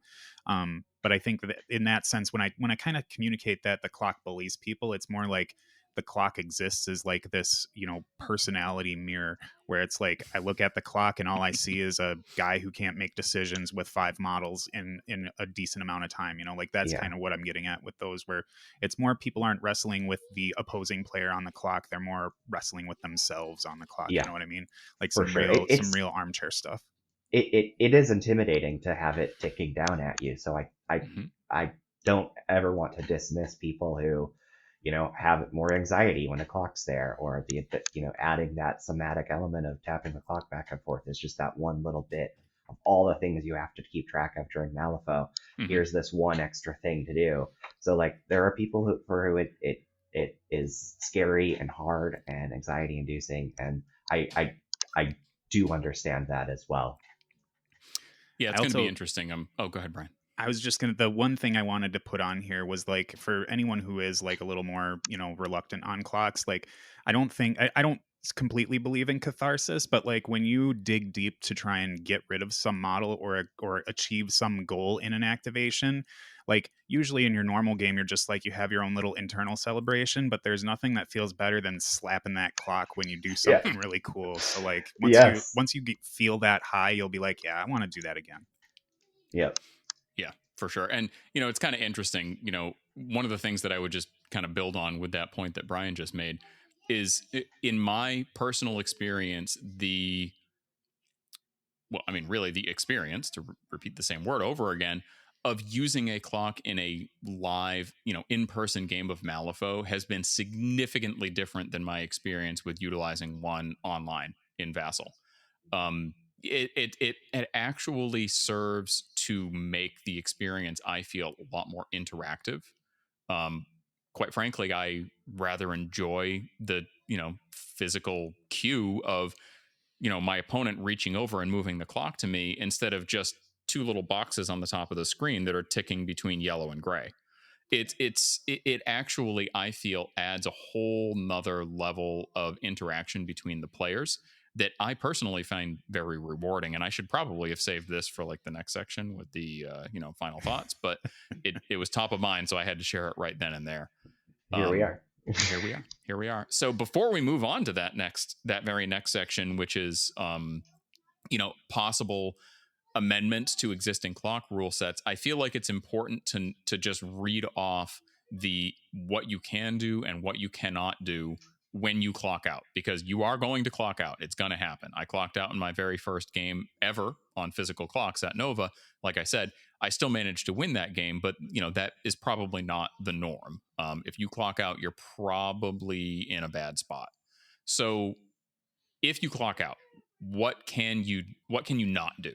That's going to be, you can't activate any models, declare any actions, declare any triggers, including resistance triggers, move models using presumably your own model's abilities, such as scamper or something like that. Choose to use any mega abilities on your model, cheat fate, use soul stones. That means for suits, for damage prevention, so on and so forth, or draw cards. What you can do is score points, win the game, flip duels generated by your opponent, discard soul stones or cards or markers for your opponent's effects, such as executes, so on and so forth, and then resolve must abilities on your models that do not require moving models or flipping cards. So that one's probably not as corner case as it might seem, but essentially that's a breakdown of what you can and cannot do. I would say that the feedback that I've gotten from some players that joined me at the Fodown or have played on clocks and other events has mostly been that they feel like there should be a little bit more player agency when they clock out. So I'd be very interested in hearing what you guys' thoughts are on that, because, you know, on the one hand, you clocked out, you clocked out. Now it's your opponent's game. You don't want to continue to eat up time on their clock. You don't want to create even a hazy possibility of slow play once you've already clocked out that could potentially cost your opponent points. That said, a lot of players that I have, not a lot, a couple of players that I have talked to have said, I feel like I should still be able to cheat, and I feel like I should still be able to use soul stones and use triggers on my cards. So, Ambrose, Brian, have either of you had any experience with trying out those changes or changes similar to them before kind of landing on the rule sets that we see now? I know for me, I'm very much on the opposite side of your group there. Mm-hmm. Living in a world of death clocks, when I had first heard of this involuntary actions only, it's something that happens, and it was, I think, in FLG's ITC rules for 40K, where it was involuntary actions only. And when I first heard that, I was like, okay, so my opponent has run out of time. My opponent, like the overarching theme of what happens when you run out of time is you were given an amount of time and you mismanaged it, and now you've gotten to the end of the game and don't have any. So like my first reaction was like, you're out of time, I win. You know, that's what happens there. But like, I think it took me a while to warm up to this idea of involuntary actions, because your opponent still has the ability to utilize their time to kind of shift the way the game works. And death clocking, I think, is where you start to get into like real anxiety, and people who don't have it, like, that'll raise your blood pressure for sure when you're getting down to those last 2 seconds and beating a clock back and forth like it owes you money or something. But the I think that you really shouldn't, like, you shouldn't be able to say you didn't utilize my time properly, and now I still get to play the game in the way that I want to at least some level, while my opponent has a more chance of losing when they've done what they've needed to. They've managed their time properly and have it left over. So that's kind of the way I look at it, is like, it almost feels like you're kind of sweeping the win out from your opponent if you were to win in a way where you were out of time and starting to drag it out by saying, oh, I can use a soul stone here, I can cheat there, I can do this deadly pursuit over here. Like, I'm sorry you didn't use your time right. That's the way it is. So now your opponent gets to do whatever. And I think when people hear that, they envision like them lying back in their chair while their opponent has like 45 minutes on their clock to do whatever. And it's like that. If that's happening, then there's something very wrong with how this game kind of came to this point. And that takes a little bit more introspection. But I'm not trying to, belittle anyone who would find themselves in that position. But I guess that's kind of just my take on it. Is like, I was on the opposite side of where your people are at, and now I've kind of gotten more towards the middle, and I'm warmed up to it.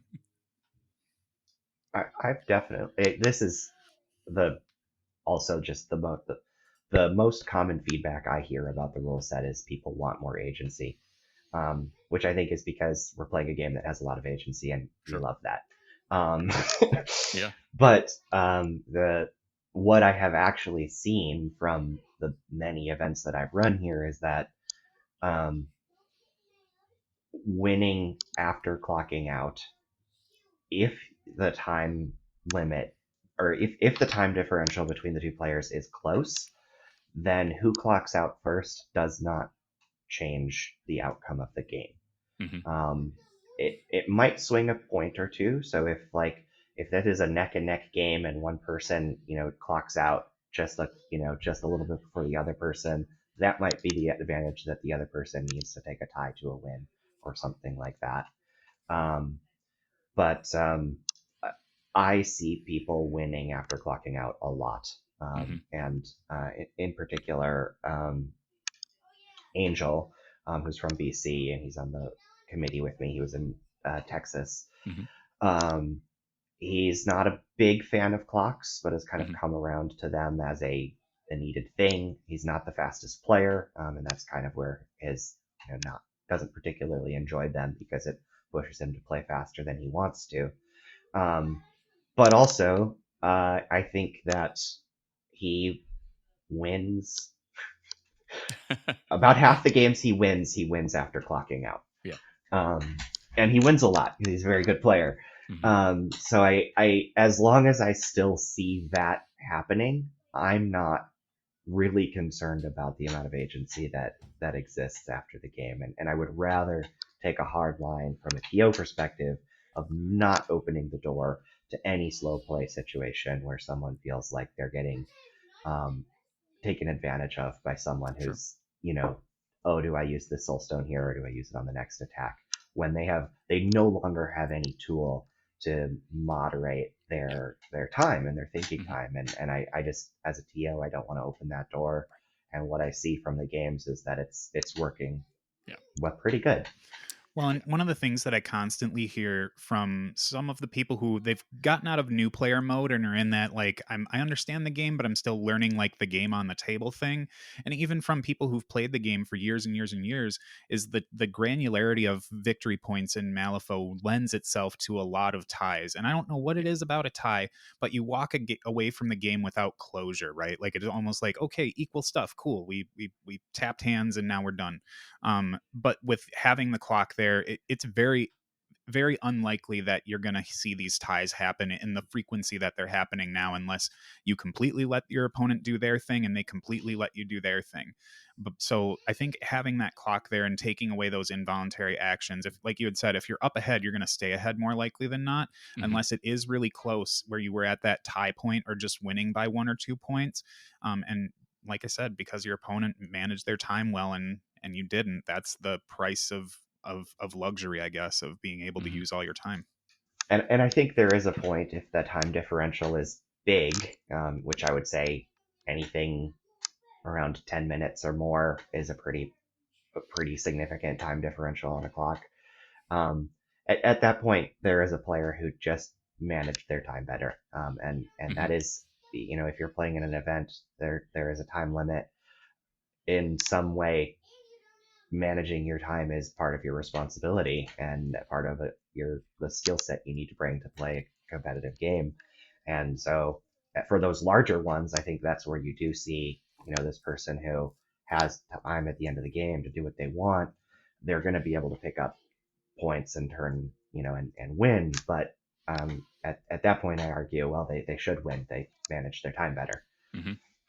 Yeah, and I think that the number of times that you see a large clock differential is probably very small. I mean, to your point, a 10-minute difference, one person clocks out, the other person has 10 minutes left on their time. I've only seen that happen one time out of all the games that I've spectated or played in. Very, very, very unusual. Most of the time, in my experience, when one player clocks out, the other player has less than 5 minutes and frequently less than 3 minutes left on their clock. So they're still going to have to play pretty fast if there's a specific goal that they're going towards. To that end, one of the other pieces of feedback that I've gotten from some folks is a minimum shared time or a minimum combined time amount left on the clock before starting a new turn. So you get to turn 4, one player clocks out, the other one has 3 minutes left. You super, super, super fast re-rack to try and get through shared time as quickly as possible so that the other player can try and bang out 3 or 4 activations in turn 5 and score 2 or 3 points. So is that something that you guys do in the Pacific Northwest or you've seen done in other events? What's the time amount and how has it worked out? I think it is written as 5 minutes per player. So 10 total, which is a little shorter than, I think in the non-clock Gaining Grounds rules, like last turn is called at 15 minutes. So this is a little bit shorter than that. But I think that is fine because that time is more upfront and both players are going to be more cognizant of when it's happening.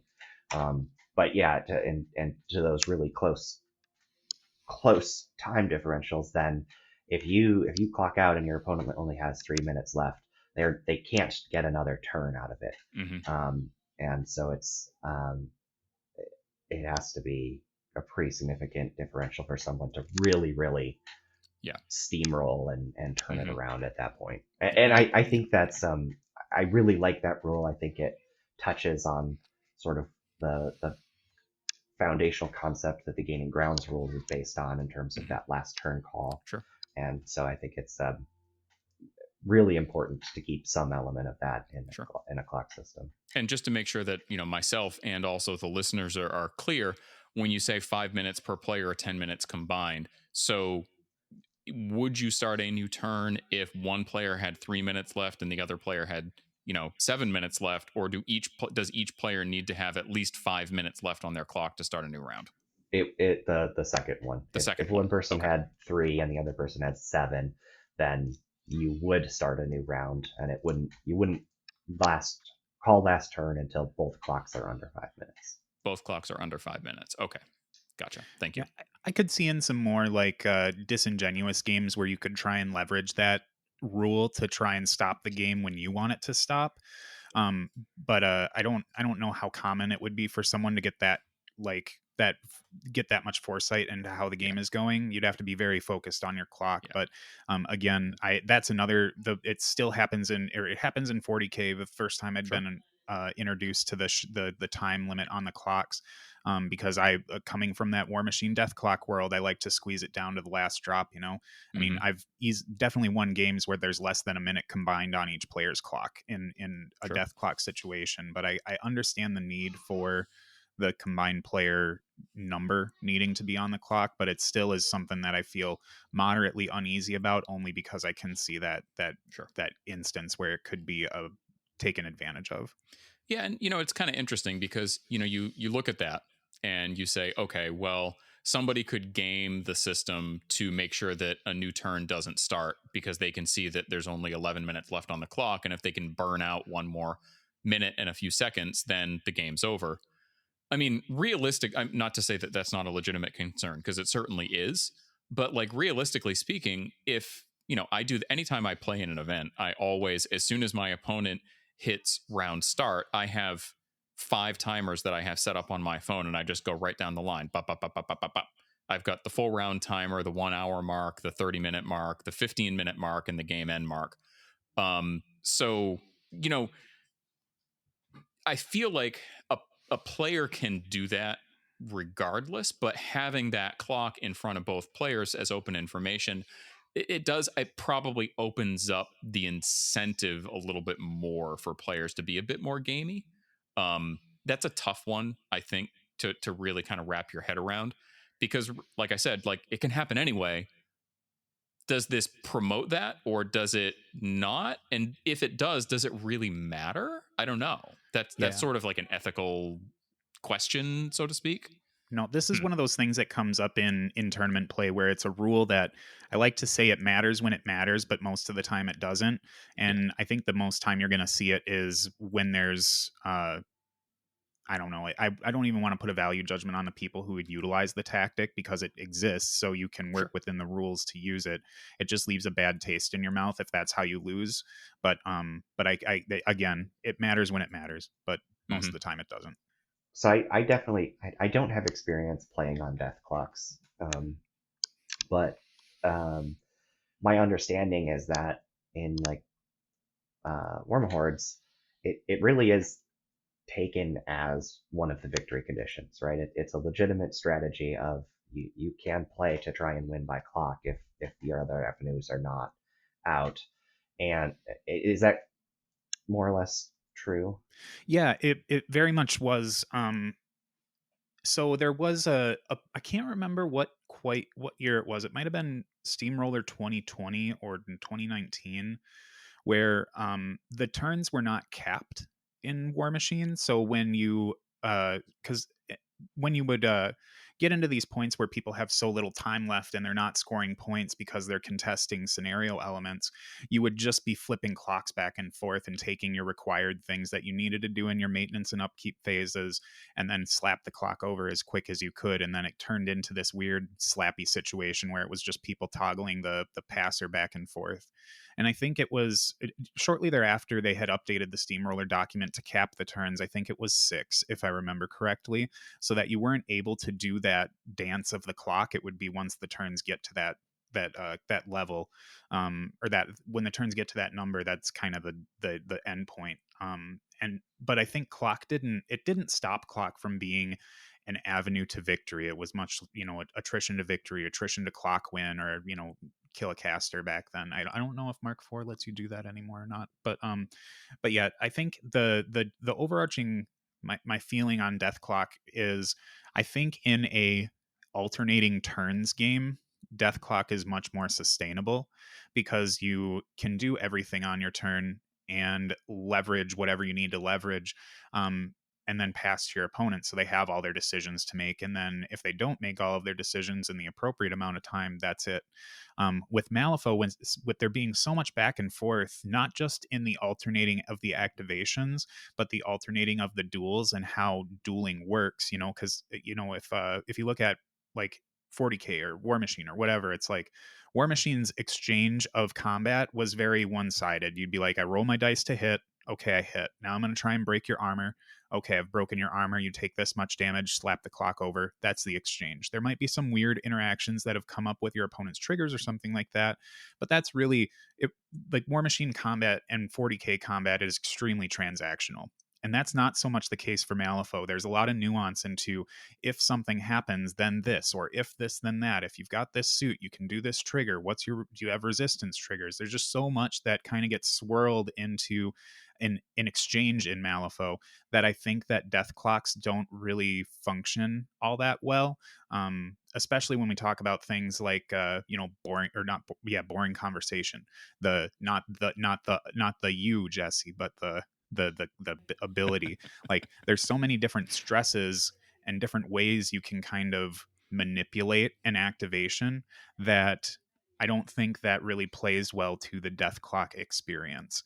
So I definitely don't. I advocate for death clocks, but I don't advocate for them in Malifaux. I think for me, the amount of time we have at events to run our game means that you have to be a pretty fast pair of players to finish 5 rounds, and I think collectively the community is getting much better at that. But there are still in every tournament a substantial number of games that pretty much use up the entire allotment of time. And I think as long as that is true, as long as there are many games that are going to time at tournaments, I don't think that a death clock is a good system. If we suddenly had an extra 30 minutes or 90 minutes for our round times, and we could sort of have more breathing room where that clocking out was a much more severe sort of misuse of your time. That's a world where I could um, see a death clock getting implemented. But just like Brian said, there's so many little things where time might get passed back and forth or maybe it's just easier to do it on my time and then pass it to the opponent for them, and all of this stuff. And when you're playing a game where even like 15 seconds of clock is going to matter at the end of the game because of how tight our round times are, I think that it's better for now without the death clocks, but I'm not fully opposed to it. I just don't think that it's currently a good system for what we're working with. Yeah, and I think death clocks also, in terms of how they affect the players, it becomes a much more looming thing that you have to think about in the game, to where it kind of like you can really get hyper fixated on it and make a lot of mistakes. I think in the War Machine world, there were so many times where my opponent was so fixated on clock that they would forget about the one out of activation trigger that I might have sitting around. It was really easy to spring traps on certain people inadvertently. Like I don't try to set people, like I try to set traps, right? But I'm not trying to like gotcha them. And gotchas happen often on death clocks because you're not always so forward thinking on the game, because you're also trying to manage like this looming death clock situation. So I feel like I come a little unprepared to the conversation when I talk about Malifaux and the use of death clock, because I don't know how it would feel with your rule set or how it feels with a death clock situation. But I have to believe that with the complications that can happen in one activation that are outside of that model's like focus of control, that you could easily fall into some problems of like, oh, if I just weren't focused on death clocking in 15 minutes from now, I probably wouldn't have walked into this pit trap or something and gotten pushed around. Yeah, I think very well put. I know that if I were playing Malifaux and I were on a death clock, it wouldn't take very many circumstances with me leading the game 6-2 or 6-3, running out of time. It could be seconds or it could be minutes before my opponent, knowing full well that there was no way they were going to win the game because they didn't score the strat turn 2, they didn't score the strat turn 3. I had them locked in at 3 scheme points. They weren't going to get any more than that, and I was automatically winning, but then losing because I clocked out. I think that it wouldn't take many situations like that before I would decide that it wasn't the game for me. And I understand that that's more of an incentive to stay on the clock, but I feel like if I clock out, I can always look at ways that I could have sped my play up. But just losing the game regardless would be a pretty tough pill for me to swallow personally. Yeah, I mean, I've lost plenty of games on clock where I'm like, I played my game well. I did everything I needed to do. I was ahead on scenario, and then I just clocked myself. I didn't lose to my opponent. I beat myself. And that's kind of the feeling that comes with death clocks. But again, if it's not plugged into your culture that's a legitimate mode of victory, it becomes a much more jagged pill to swallow. Yeah, for sure. And to the culture, like, this is a game that prides itself on the ability to win based on objective, regardless of whether you're winning the fight or not. And having a clock system that lets you win the game even if you clock out, to me, feels in line with that sort of culture of victory that Malifaux is trying to create. And so, yeah, absolutely. So, I mean, I think that's probably pretty much all of the adjustments that I had really considered. Are there any others that you guys have either thought about or come across that we haven't touched on yet? Those are the big ones that I can think of. Okay, great. So with all that said, I mean, that's pretty much all of the content that we were really looking at. I would really like to just kind of close out the episode with a little bit of, soapboxing, so to speak. For many years, I was staunchly opposed to using clocks. And all it took me was realistically speaking, it took me one live game at Nova to be like, oh, this is actually pretty cool. And then one event where I used them in every round to completely change my tune. I really feel like if you don't at least try clocks for a couple of games, you're doing yourself and your opponents and potentially your local community a disservice. It's, if you spend $30 on the clock, you don't like it, and then you can't do anything else with it. Well, I mean, let's be real here. How many boxes of gray plastic that aren't assembled do you have sitting in your basement from playing tabletop games all these years? Like, it's not the worst thing you could spend your money on. Give it a try. I'll tell you one thing you don't see all over Facebook Marketplace are chess clocks. So Yeah. if you True story. buy one and you don't want one, it's pretty easy to get rid of it. Yeah. And, I think the question that I would pose, and this is sort of a rhetorical question, but what are the costs of not using clocks? And what are the negative consequences of using them? What are the costs of that? Which one bears more weight? And that might be a personal decision. Realistically speaking, it's probably a community decision. If you start using clocks in your local community and you've got 10 regular players and 7 of them say that they don't like them, well, you just stop using them, or you try again another time down the road. If you have 10 or 12 local players and 2 of them say they don't like them and everybody else does, well, don't feel like you have to cater to every player, because you're never going to cater to every player. Everybody's always going to have a complaint that you can't resolve. But if you can cater to the majority of your players, or if you feel like you have a strong enough case to win some folks over to using clocks, go for it. I mean, I highly doubt that you're going to destroy your community by saying, hey, for this next league, which is fairly casual, I'm going to provide a couple of community clocks that the store has agreed to house. Try them out and give me your feedback at the end of the game, leading up to a tournament that we're going to have at the end of this 6 or 8 week league where we are going to be using clocks, and then we'll make some decisions based on everybody's experience from there moving forward. Like, keeping it kind of open-ended is probably the smart decision. I wouldn't say that you should just cram it down everybody's throats, even if you're getting pushback, but also don't let pushback from 1 or 2 people dissuade you from trying to make it work. Yeah, I think the thing that I like to think of when I hear about the couple holdouts is that you can't fluff cinder block pillows. So it's like, if that's where they decide to put their head, then it is what it is. But I think one of the things that comes with adopting clocks is you can't just, it's just like anything else in the community. Like, a lot of us never started in a Malifaux community, right? Like, many of us didn't. We had a existing gaming community that we tried to slowly transition to. We'd bring out some crews, maybe get a friend who wants to play and build something for them, put it on the table. You like slowly ease your way into trying to build that community.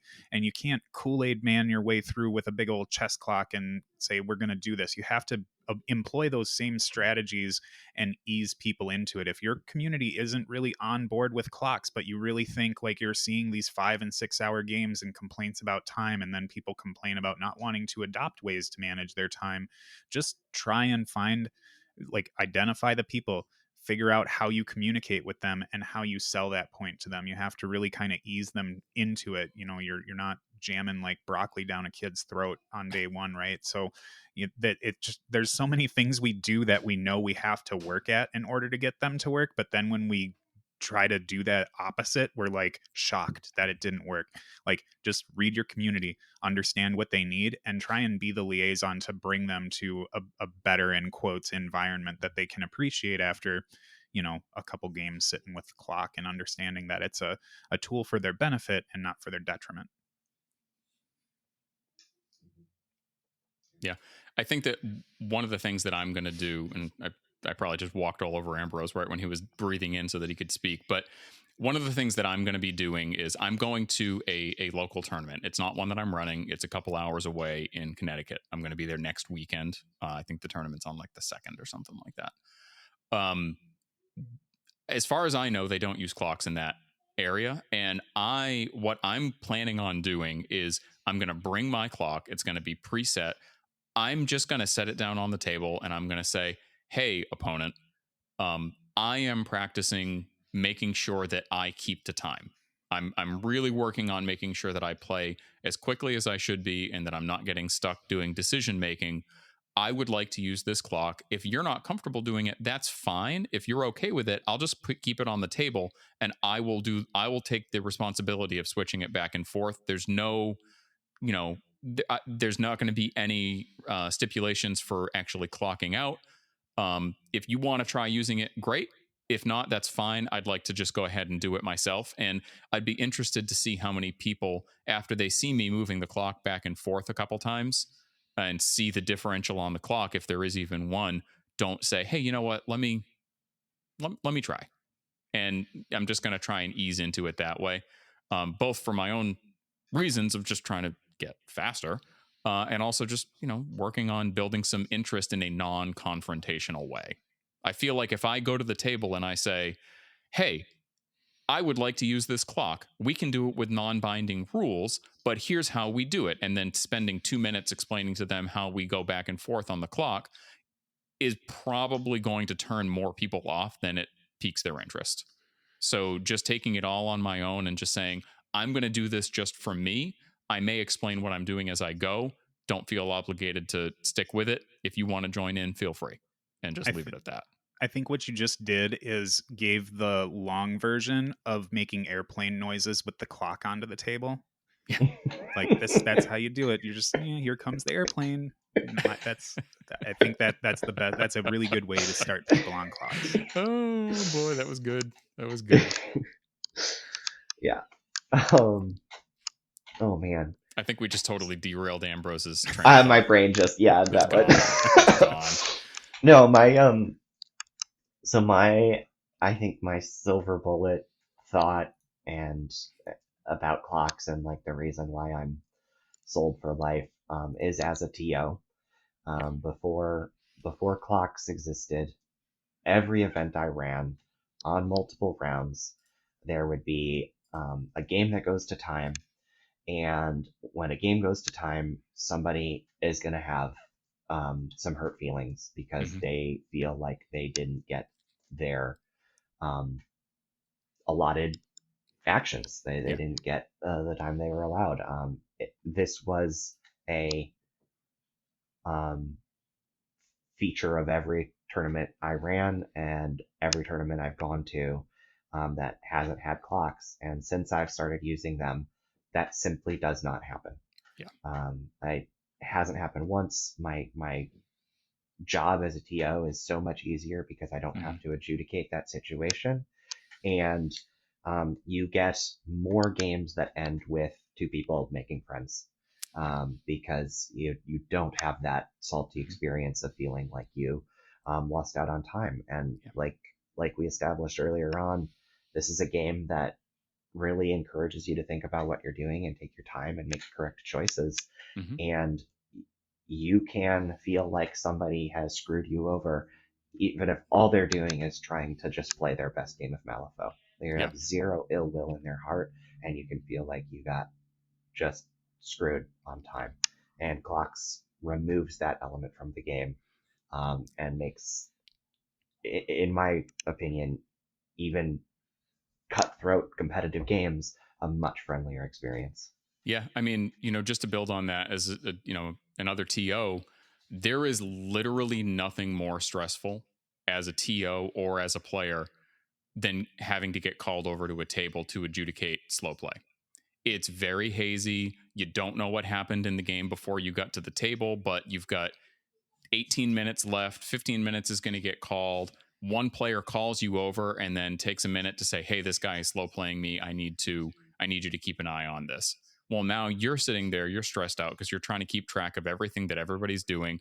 None of the three players that are at that table are going to walk away feeling good about the situation. Nobody under any circumstances. One guy is going to say, "This guy was slow playing me and I almost lost the game as a result." The other guy is going to say, "This guy said that I slow played him. I totally didn't. Time was way closer. I feel like I got screwed." And then the TO is just stuck in the middle trying to be the parent, like, "Hey, could you guys not fight and just play the game?" It's just not good for anybody. It's really not. And to your point, implementation of the clocks removes that which I feel is literally the most difficult situation to run into at a tournament, aside from intentional rules misinterpretation or what have you. But we don't talk about cheating. It's just a very difficult situation to mediate, and removing that situation from the table entirely is all the incentive that I need to use clocks at my events. Yeah, slow play is a super duper fluid term, and it means something different for everyone. So it's that clocks that's one of their biggest advantages, is just not having to worry about that. Yeah, there you go. So that's all I got. Do either of you have any final parting thoughts? No, I think Try them out. I've said just about everything I could on clocks. I think so. So I'd like to thank both Ambrose and Brian for joining me. We crossed 3 different time zones to make this happen, and we actually managed to finish before any of us had their hard stop. So I am very impressed at all 3 of us in that regard. So, well done. Yeah.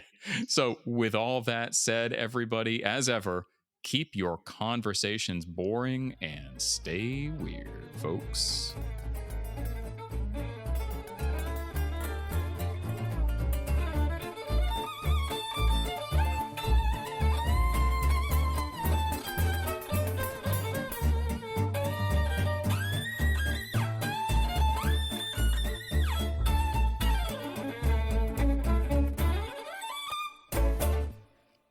I don't think we had any outtakes. Well, I guess this is an outtake because it's right after. Yeah, I'll just leave this in. We have an outtake. Hooray, we did it. Yeah, this is the B-roll. This is the B-roll.